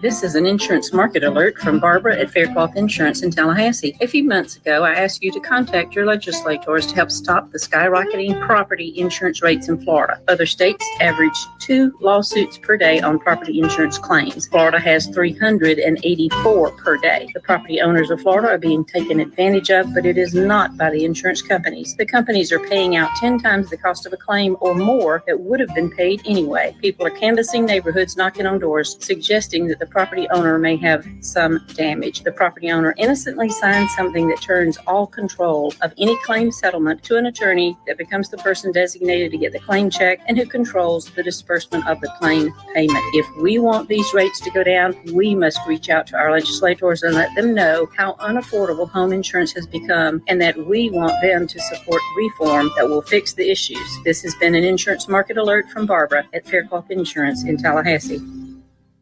When the forgotten poor are in need of healing, they wait for a ship unlike any other. Mercy Ships, a floating hospital staffed by volunteers, heroes of mercy who donate their time to save lives. Every human has the right to have a place at the table of the human race. If you could just see the smiles that you get when lives have been changed, then it would make it all worth it. To learn more about Heroes of Mercy, go to mercyships.org. You went online to switch your car insurance to Progressive so you could save money, but then you saw a friend request from an old summer camp buddy. And now here you are, clicking through photos of his kickball team from 2011. Oh, looks like they won the championship that year. Then he moved to Tulsa. Oh, a new tattoo. Yes, they said it was easy to save hundreds on car insurance with Progressive, but they forgot about the rest of the internet. Progressive Casualty Insurance Company and affiliates. National average savings by new customer surveyed who saved in 2019. Life is stressful. Dinner shouldn't be. That motto is why Register Sausage has been doing business in the Florida Panhandle and Lower Alabama for over 75 years. A proud sponsor of Seminole Headlines, Register Sausage always provides the best Southern smoked sausage to over 140 grocery stores and restaurants throughout the Southeast. Headliners have discovered the Register's difference. You can too. To find a store that carries Registers near you or to buy directly, head to registermeats.com. That's registermeats.com. Register Sausage. Yay, sausage! Seminole Headlines returns now. Head to YouTube and search for Warchant TV today to catch the show live or on demand. Now, here's Jeff Cameron, Ira Schofel, and Corey Clark. We could do a first on the show, one of us calling our wives to make sure she gets home in time for the furniture folks that are arriving today. You could text her, right? I could, but I'm doing a show. Right. Yeah. So you were going to call her. I was going to call her. It was going to be fun. She's calling right back. We could do it right now. For sure, man. Yeah. All right, here we go. Hey, babe, you're on the air. So listen to me. You need to get to the house in time for the furniture people, okay? All right, I'm back to doing the show. Love you. See you, Christy. What a wonderful portion of Seminole Headlines. That was the equivalent of calling that defense. Yeah, there it was. I had no choice. Actually, I'm more prepared. I made a play, made a decision in the moment that makes sense. Somebody's got to get there, Ira. She's going to get there in time, and we'll be all right. What kind of furniture are we getting? 2 new couches. Ooh, nice. 2 new couches. You broke the ones on Saturday night? Or burned them? No, yeah, you burned I should have. I should have. I will now. Whole neighborhood get involved. It'd be tribal. No, so I finally pulled the trigger. I'm so picky when it comes to furniture and stuff like that. I've needed new couches for years, and I finally decided that's it. That's all we're doing it. But they give you these huge windows as to when they're coming. Do you let the dogs on the couches? We do, but not these new ones. So here's the worst. Tough times for the dogs. They're gonna be like, "What's cool? What gives?" We had Daisy for 14 years, and Kim would not let Daisy on our furniture. Not that we had nice furniture, but Kim just did not want the dog on the furniture. The dog hair is a mess, man. Well, yeah, that's right. It was an Australian Shepherd. Had a lot of. So Daisy passes away. God bless your soul, Daisy.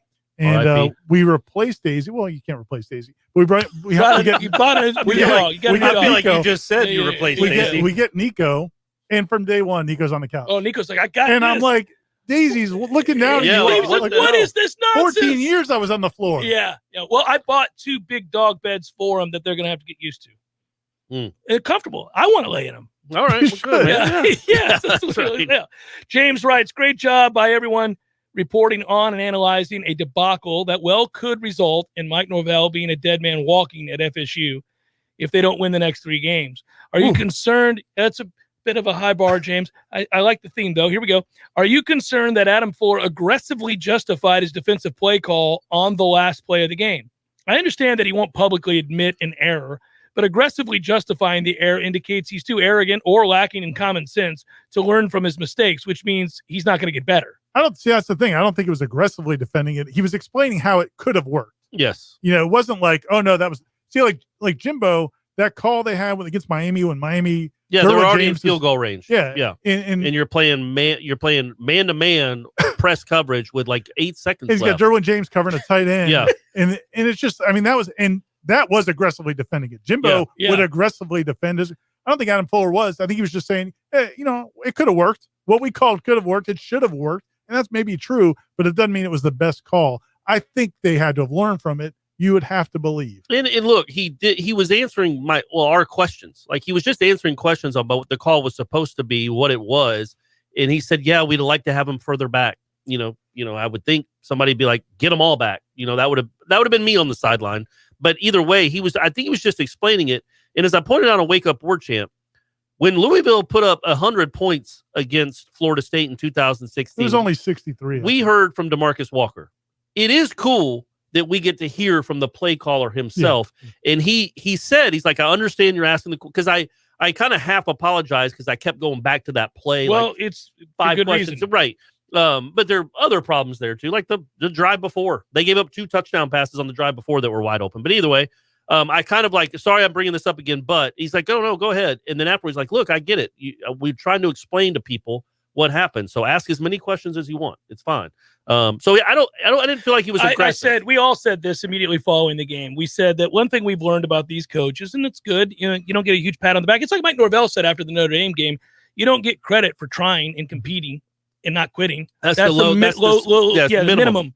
Well, I feel similarly here, but it doesn't happen everywhere. So it should be pointed out that Norvell rightfully took full responsibility for the loss, apologized to the fans, players, everybody else. And Fuller took responsibility for what happened there and was willing to sit and answer questions about it. I'm glad.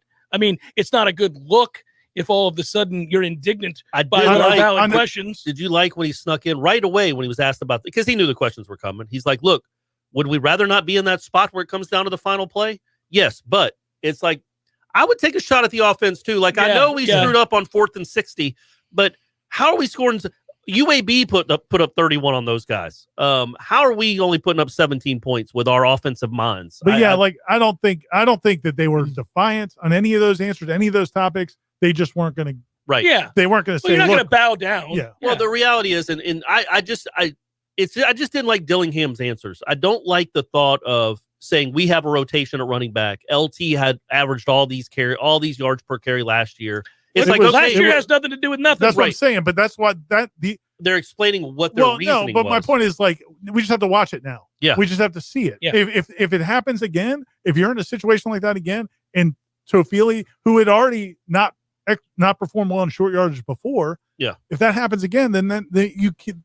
Oh, now you got real problems. Now you got real problems because they're not seeing things that they should be seeing. It would also be nice if they could adjust in the moment and be like, you know what? It's not. He doesn't have it today. Sometimes starting pitchers. Somebody brought up the fact that I needed to bring back the 1, 2, 3 Leon Washington chant because back in the day, how Jeff Bowden and them would have one or two Booker in the game instead of Leon Washington, and Leon Washington was the vastly superior player. And I started to chant every afternoon 1, 2, 3 Leon Washington just to remind the coaches that he was on the team. My favorite was when I think it was PK Sam or Crefonzo Thorpe, one of those guys. They were like, "Yeah, we're glad that we're seniors now, and we can never come out of the game because like the receivers did their own rotation. Yeah, they rotated themselves. They just would decide, oh, I need a blow, I'll come out. But if not, I'm going to play every snap. Yeah, I'll just be out there. And so when they would get to be seniors, they're like, now it's our turn. And it's just crazy that it's almost indefensible, almost as indefensible as that last defensive play call, that Toafili had more carries than Trayshawn Ward, and he had more carries in the second half than Corbin, or at least more carries in the fourth quarter. The game is on the line, man. You have to have your best offensive players in that moment.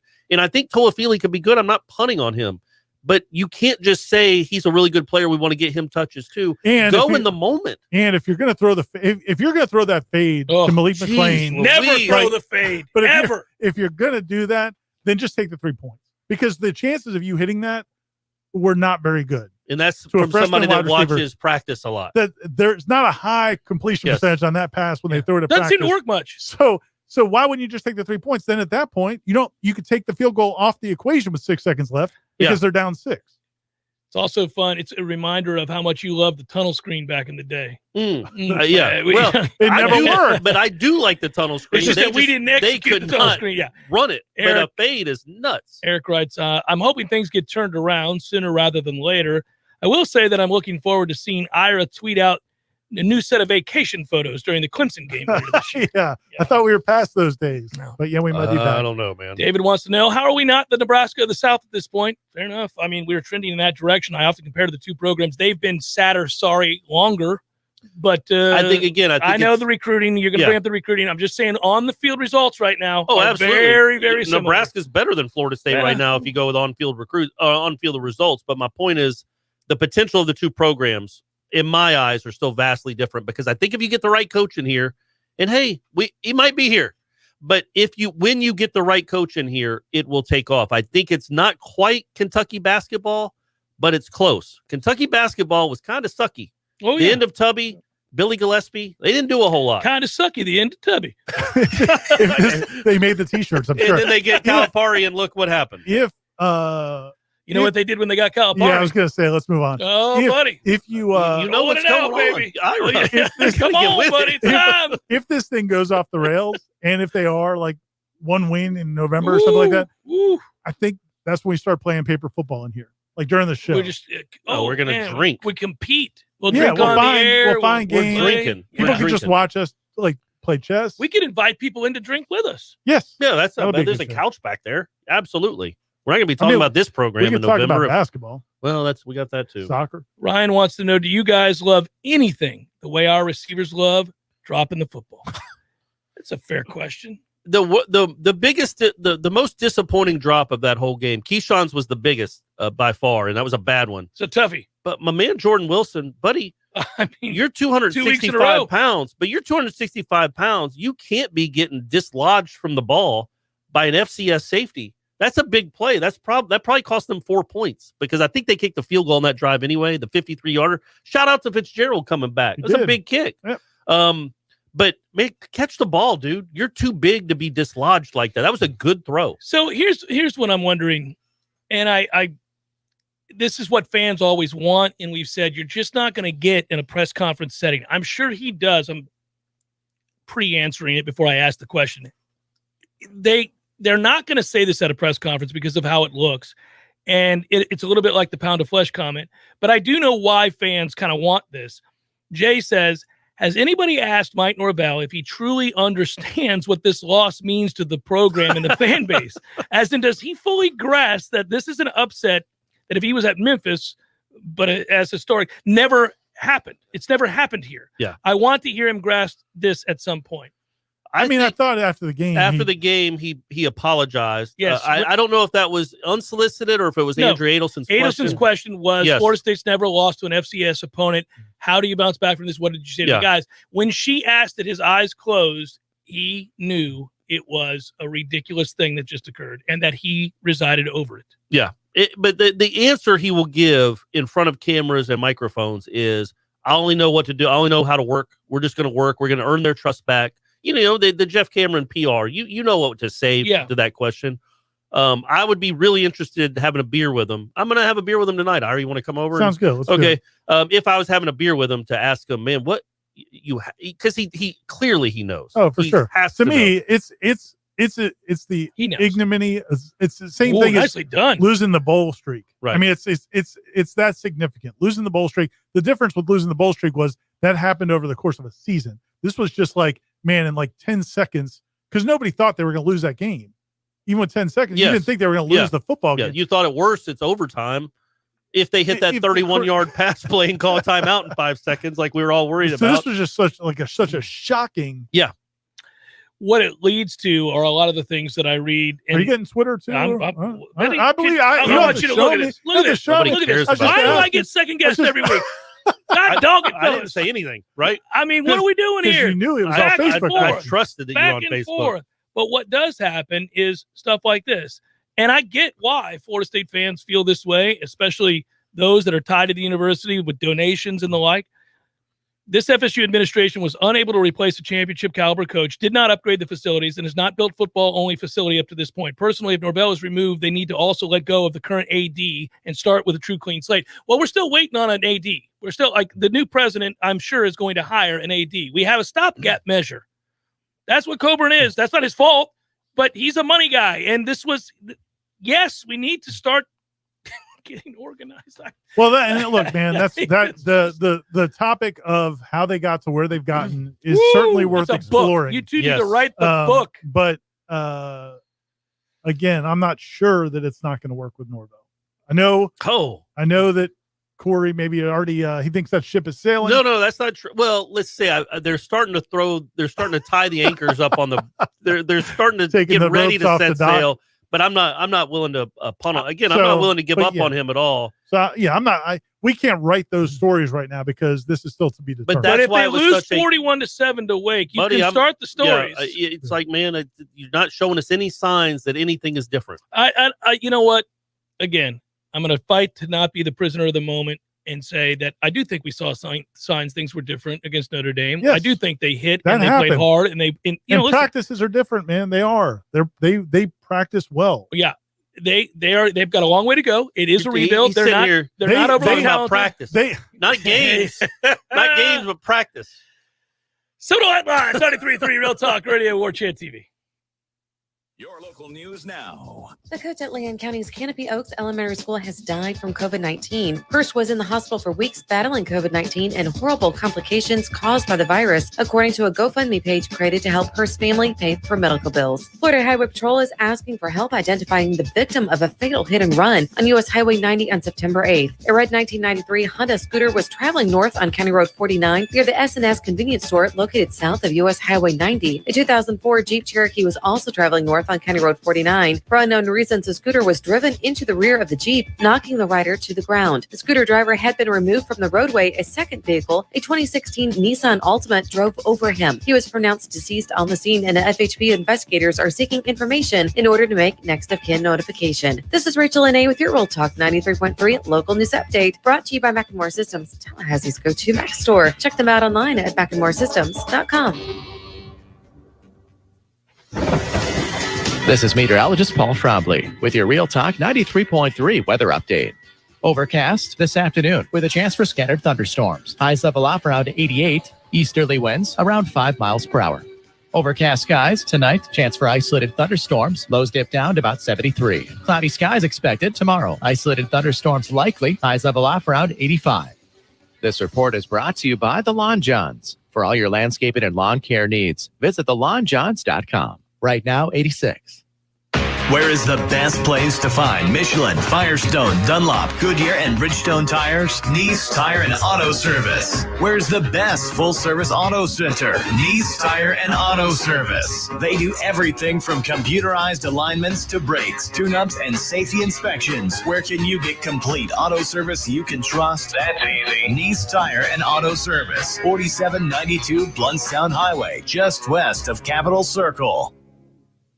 We all want more energy, more strength, more results. Well, welcome to Orange Theory Fitness as you take a step towards feeling more alive today. Backed by science, Orange Theory's heart rate monitored workout is scientifically designed to keep heart rates in a target zone, spiking metabolism and increasing energy. Orange Theory Fitness is a one-of-a-kind group personal training workout resulting in more energy, visible toning, and extra calorie burn for up to 36 hours. Experience a more vibrant life today with Orange Theory Fitness. To find out more, go to orangetheoryfitness.com.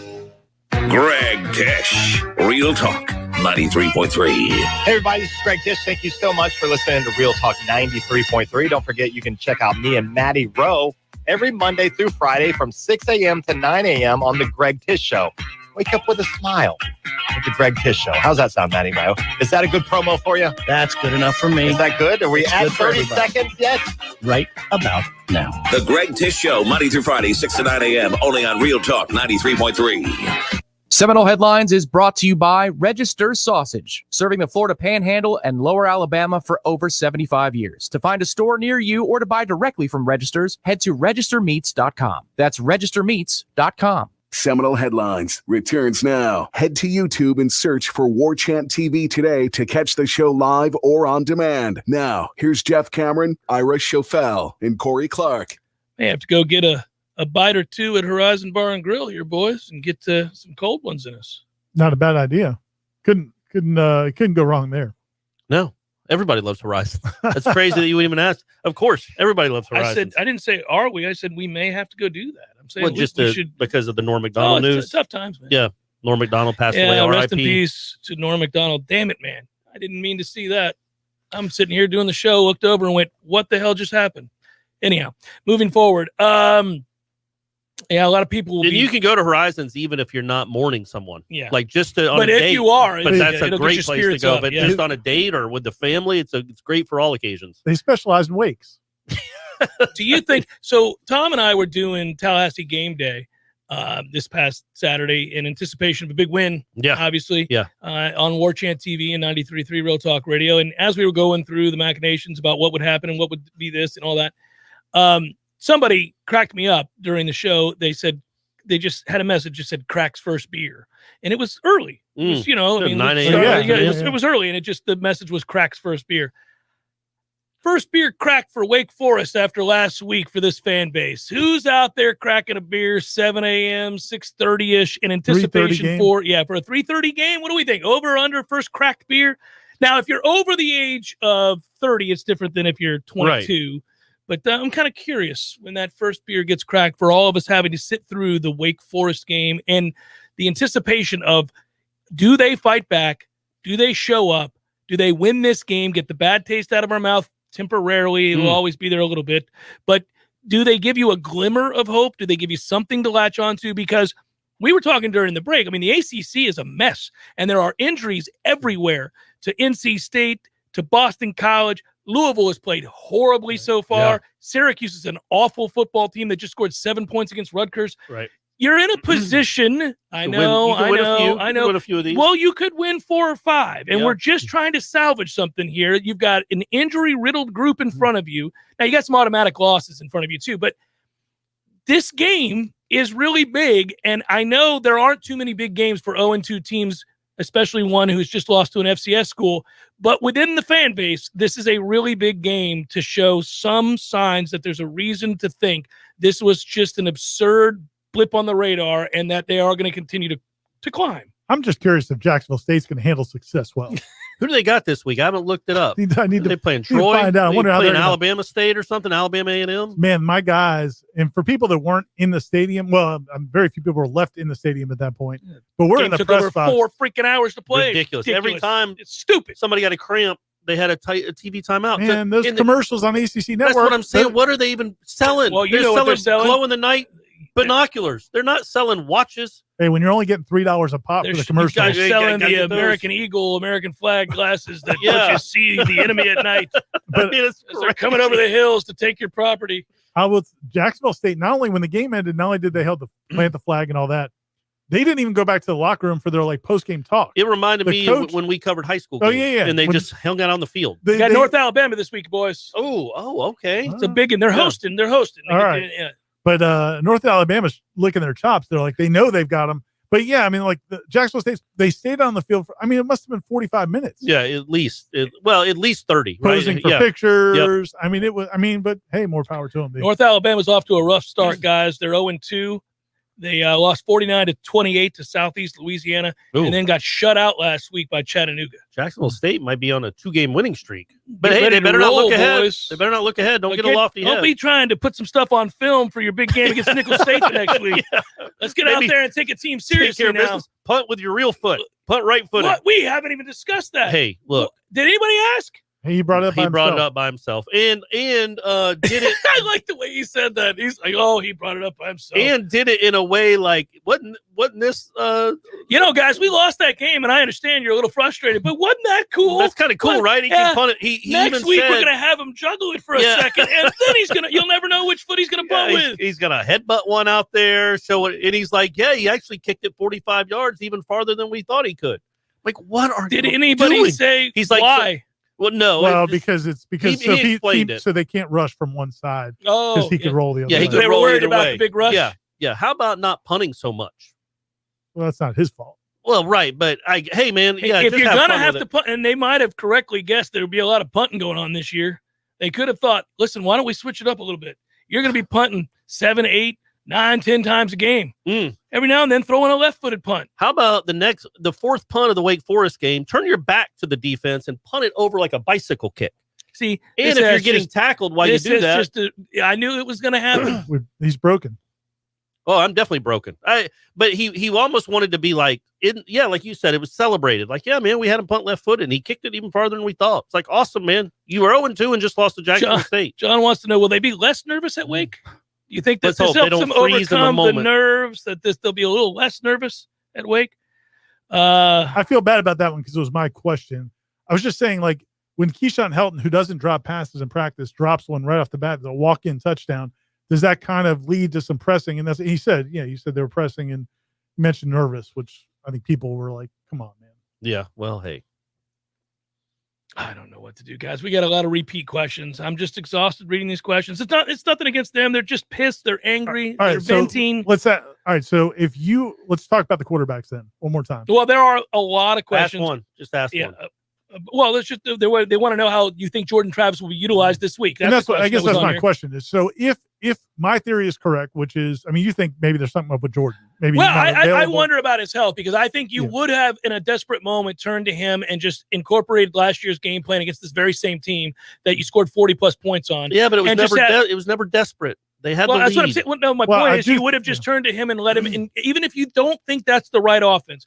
When the blank hit the fan, you'd have been like, well, we need to go get us a win here, boys. Let's let him run around here, make some plays, and get up by a couple scores. But if the theory, even if the theory is that, and I'm correct, that they just feel like the upside with Milton is much higher, so that's the way they want to go. What do you do with Jordan Travis though? Do you still? We wondered this in the offseason. Yeah. Remember, we said in the offseason, how well would he accept that? Because he wants to play quarterback, and now all of a sudden you're like, no, you're kind of a Swiss Army knife. Because now in 2 games he has not done anything with his legs. I mean, he had 1 carry for 7 yards this past game, and what do you have like? We had the one long run when he came out. 25-yarder against Notre Dame, and they immediately came out, but he had 9 yards rushing in that game. He finished with 9 yards. He's got 16 yards rushing. of rushing in 2 games. That you don't have enough playmakers. Like, whatever you're going to do, if you believe McKenzie Milton's the guy, that's fine. But Jordan Travis has to get touches because there aren't many guys on that team that can make anybody miss. No, look out there, man. Look at that receiving core. It's ass. Yeah, I'm not saying he's play wide receiver, but you need to get him out in space. I agree. I don't know how. Let's see if he does. I mean, that would be an indicator that he's healthy and still bought in. Right. That'd be great to see. I'm slightly concerned. Let's take a quick break and come back and wrap it up here momentarily. It's Seminole Headlines, 93.3 Real Talk Radio, Warchant TV. Hey guys, it's Greg Tish. You've heard me talk about Southeast Portable Buildings on my show in the past. Now I want to tell you about a new discount program available to everyone who is looking for a portable building in the very near future. If you order now and wait, you'll get a discount rate. Man, that's got a nice ring to it, doesn't it? If you're in the market for a new storage building, you can order now, get it later, and save money instantly. I can go on and on about the ways you can use a new storage building on your own property. Sure, you can use it for storage, but you can also turn these things into anything you can think of, like a workout room, a recording studio, a yoga studio, or a mini repair shop if you're a car enthusiast. And think about this. If you've been paying for a storage unit and you're throwing away that rent money, get a portable building that actually adds value to your life rather than being an expense. Go by and see Southeast Portable Buildings today on West Tennessee Street, just west of Capitol Circle. And tell Mike you want to order now and wait so you can get the discount rate. Welcome to Tallulah Talk After Hours, your home for all things CBD. Tonight, we're talking about the benefits of CBD personal lubricants, CBD massage oils, romantic CBD scented candles, chocolates, and even CBD bath bombs. Did you know CBD lubricants can lead to increased sensitivity, resulting in longer and stronger experiences? What's left to talk about? Get yours today at Tallulah CBD on Market Street and now open in Betterman Crossings. Thanks for listening to Tallulah Talk After Hours. T-Spark Enterprises, roofing and construction services. T-Spark, T-SparkConstruction.com. We conquer all peaks, we fix those darn leaks. Call 850-766-1340. T-Spark Enterprises. appliances, roofing and construction services. T-Spark, TSparkConstruction.com. License number CCC 1331204. Jeff Cameron here, and mark it down. Wednesdays on my show, we're giving away which wicked sandwiches. That's right. Tune in to the Jeff Cameron Show every Wednesday for your chance at a free wicked 5 meats and 3 cheeses of deliciousness every week on the JCS. Hi, this is Justin Colvin, founder of the Medicare Help Desk. I routinely speak to seniors who are overwhelmed by the multitude of coverage options available to them. That's why I created the Medicare Help Desk radio show. Tune in every Sunday at 11:30 a.m. where I provide clear answers to all your questions about Medicare. Life is stressful. Dinner shouldn't be. That motto is why Register Sausage has been doing business in the Florida Panhandle and Lower Alabama for over 75 years. A proud sponsor of Seminole Headlines, Register Sausage always provides the best Southern smoked sausage to over 140 grocery stores and restaurants throughout the Southeast. Headliners have discovered the Register's difference. You can too. To find a store that carries Registers near you or to buy directly, head to registermeats.com. That's registermeats.com. Register Sausage. Yay, sausage! Seminole Headlines returns now. Head to YouTube and search for Warchant TV today to catch the show live or on demand. Now, here's Jeff Cameron, Ira Schofel, and Corey Clark. Get a few more questions in here. Greg writes, does Jeff feel personally responsible for the loss after saying all 4 quarterbacks should be able to play? If we turn the season around, will he get a statue like Crying Tebow did? I don't feel personally responsible. Didn't come up with that game plan. And you're not wearing that? Not wearing that. No. I could give a speech like out of breath Tebow. Yeah. But I'm not going to. Was the Marcus Walker speech after that Louisville game? Yes. And then they gave up. They were down 21-0 in the first quarter the next week to North Carolina. I remember cringing at that speech. I mean, he did play his butt off the rest of that season, but that was an unfortunate speech. Is there a reason we stopped giving the ball to Jashawn Corbin and Trayshawn Ward? Good question, Thomas. It was a dumb decision. That's the answer. No, they felt like they had the personnel. They really liked Toafili in those situations. I mean, at some point you say this guy's better than that guy, so let's ride the guy that's better. And I do that with all the positions, Corey. I don't know about you. I look and I go, that guy there is better than that guy. I'm gonna start him. Let's go to the next position. He seems to be a better player. Let's I'm going keep to him pick on the that field. guy. Let's get him out there and not give it to that guy. Smart. I mean, the explanation was that what he did last year. And it's like, yeah, man, but that hadn't been here this year. And what's really crazy is literally, I bet if you timed it out. So Corbin had what probably ended up being the biggest run of the game when he got stopped on third and short. He had not carried the ball for probably close to an hour.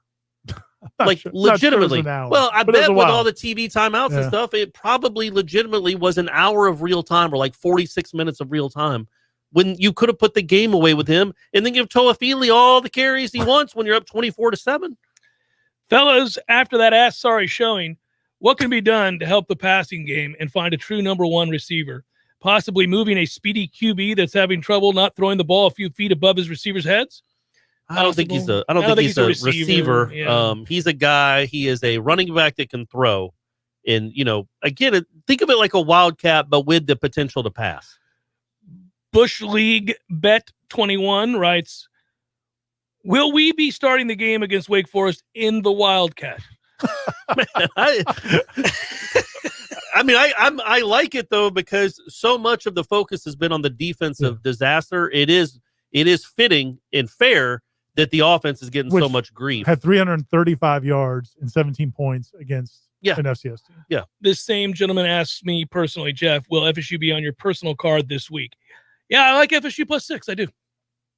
Okay. Really? All right. All right. Mm-hmm. I got him early at +6. I think it's down to 5.5. Sharps are with me, or the public may be with me. That's the problem. Yeah. Has the line come down? Yeah, it went from 6 to 5.5. Corey might take some of your action. You think they're going to get stomped? No, I don't think they're going to get stomped, but I would not be surprised. This is a huge game.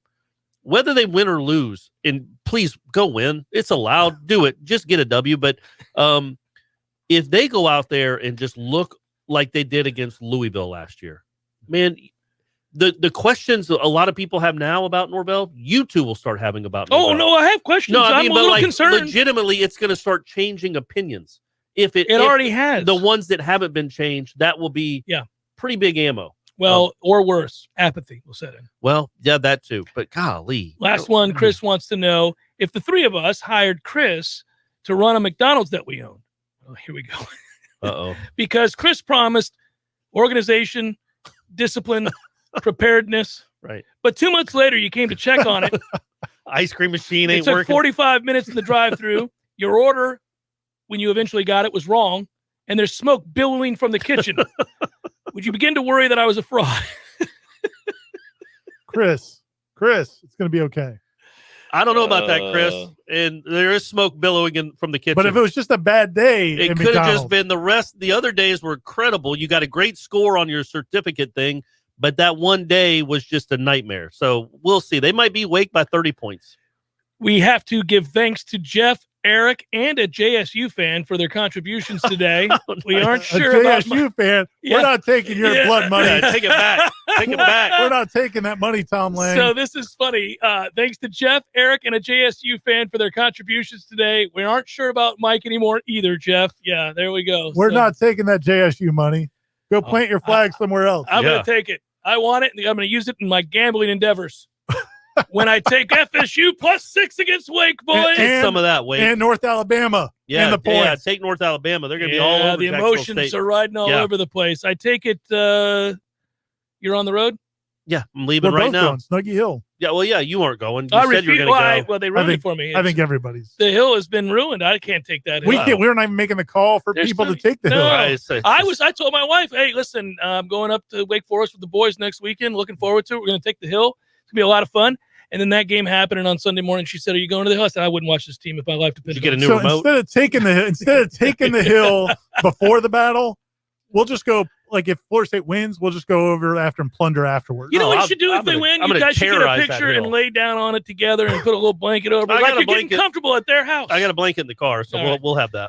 Good job, Tom. Good job, Matthew, for Corey and Ira. And thanks to all of you as well. I'm Jeff. Be good, everybody. Hang in there. Deep breaths, like I like to say. We'll talk to you again tomorrow.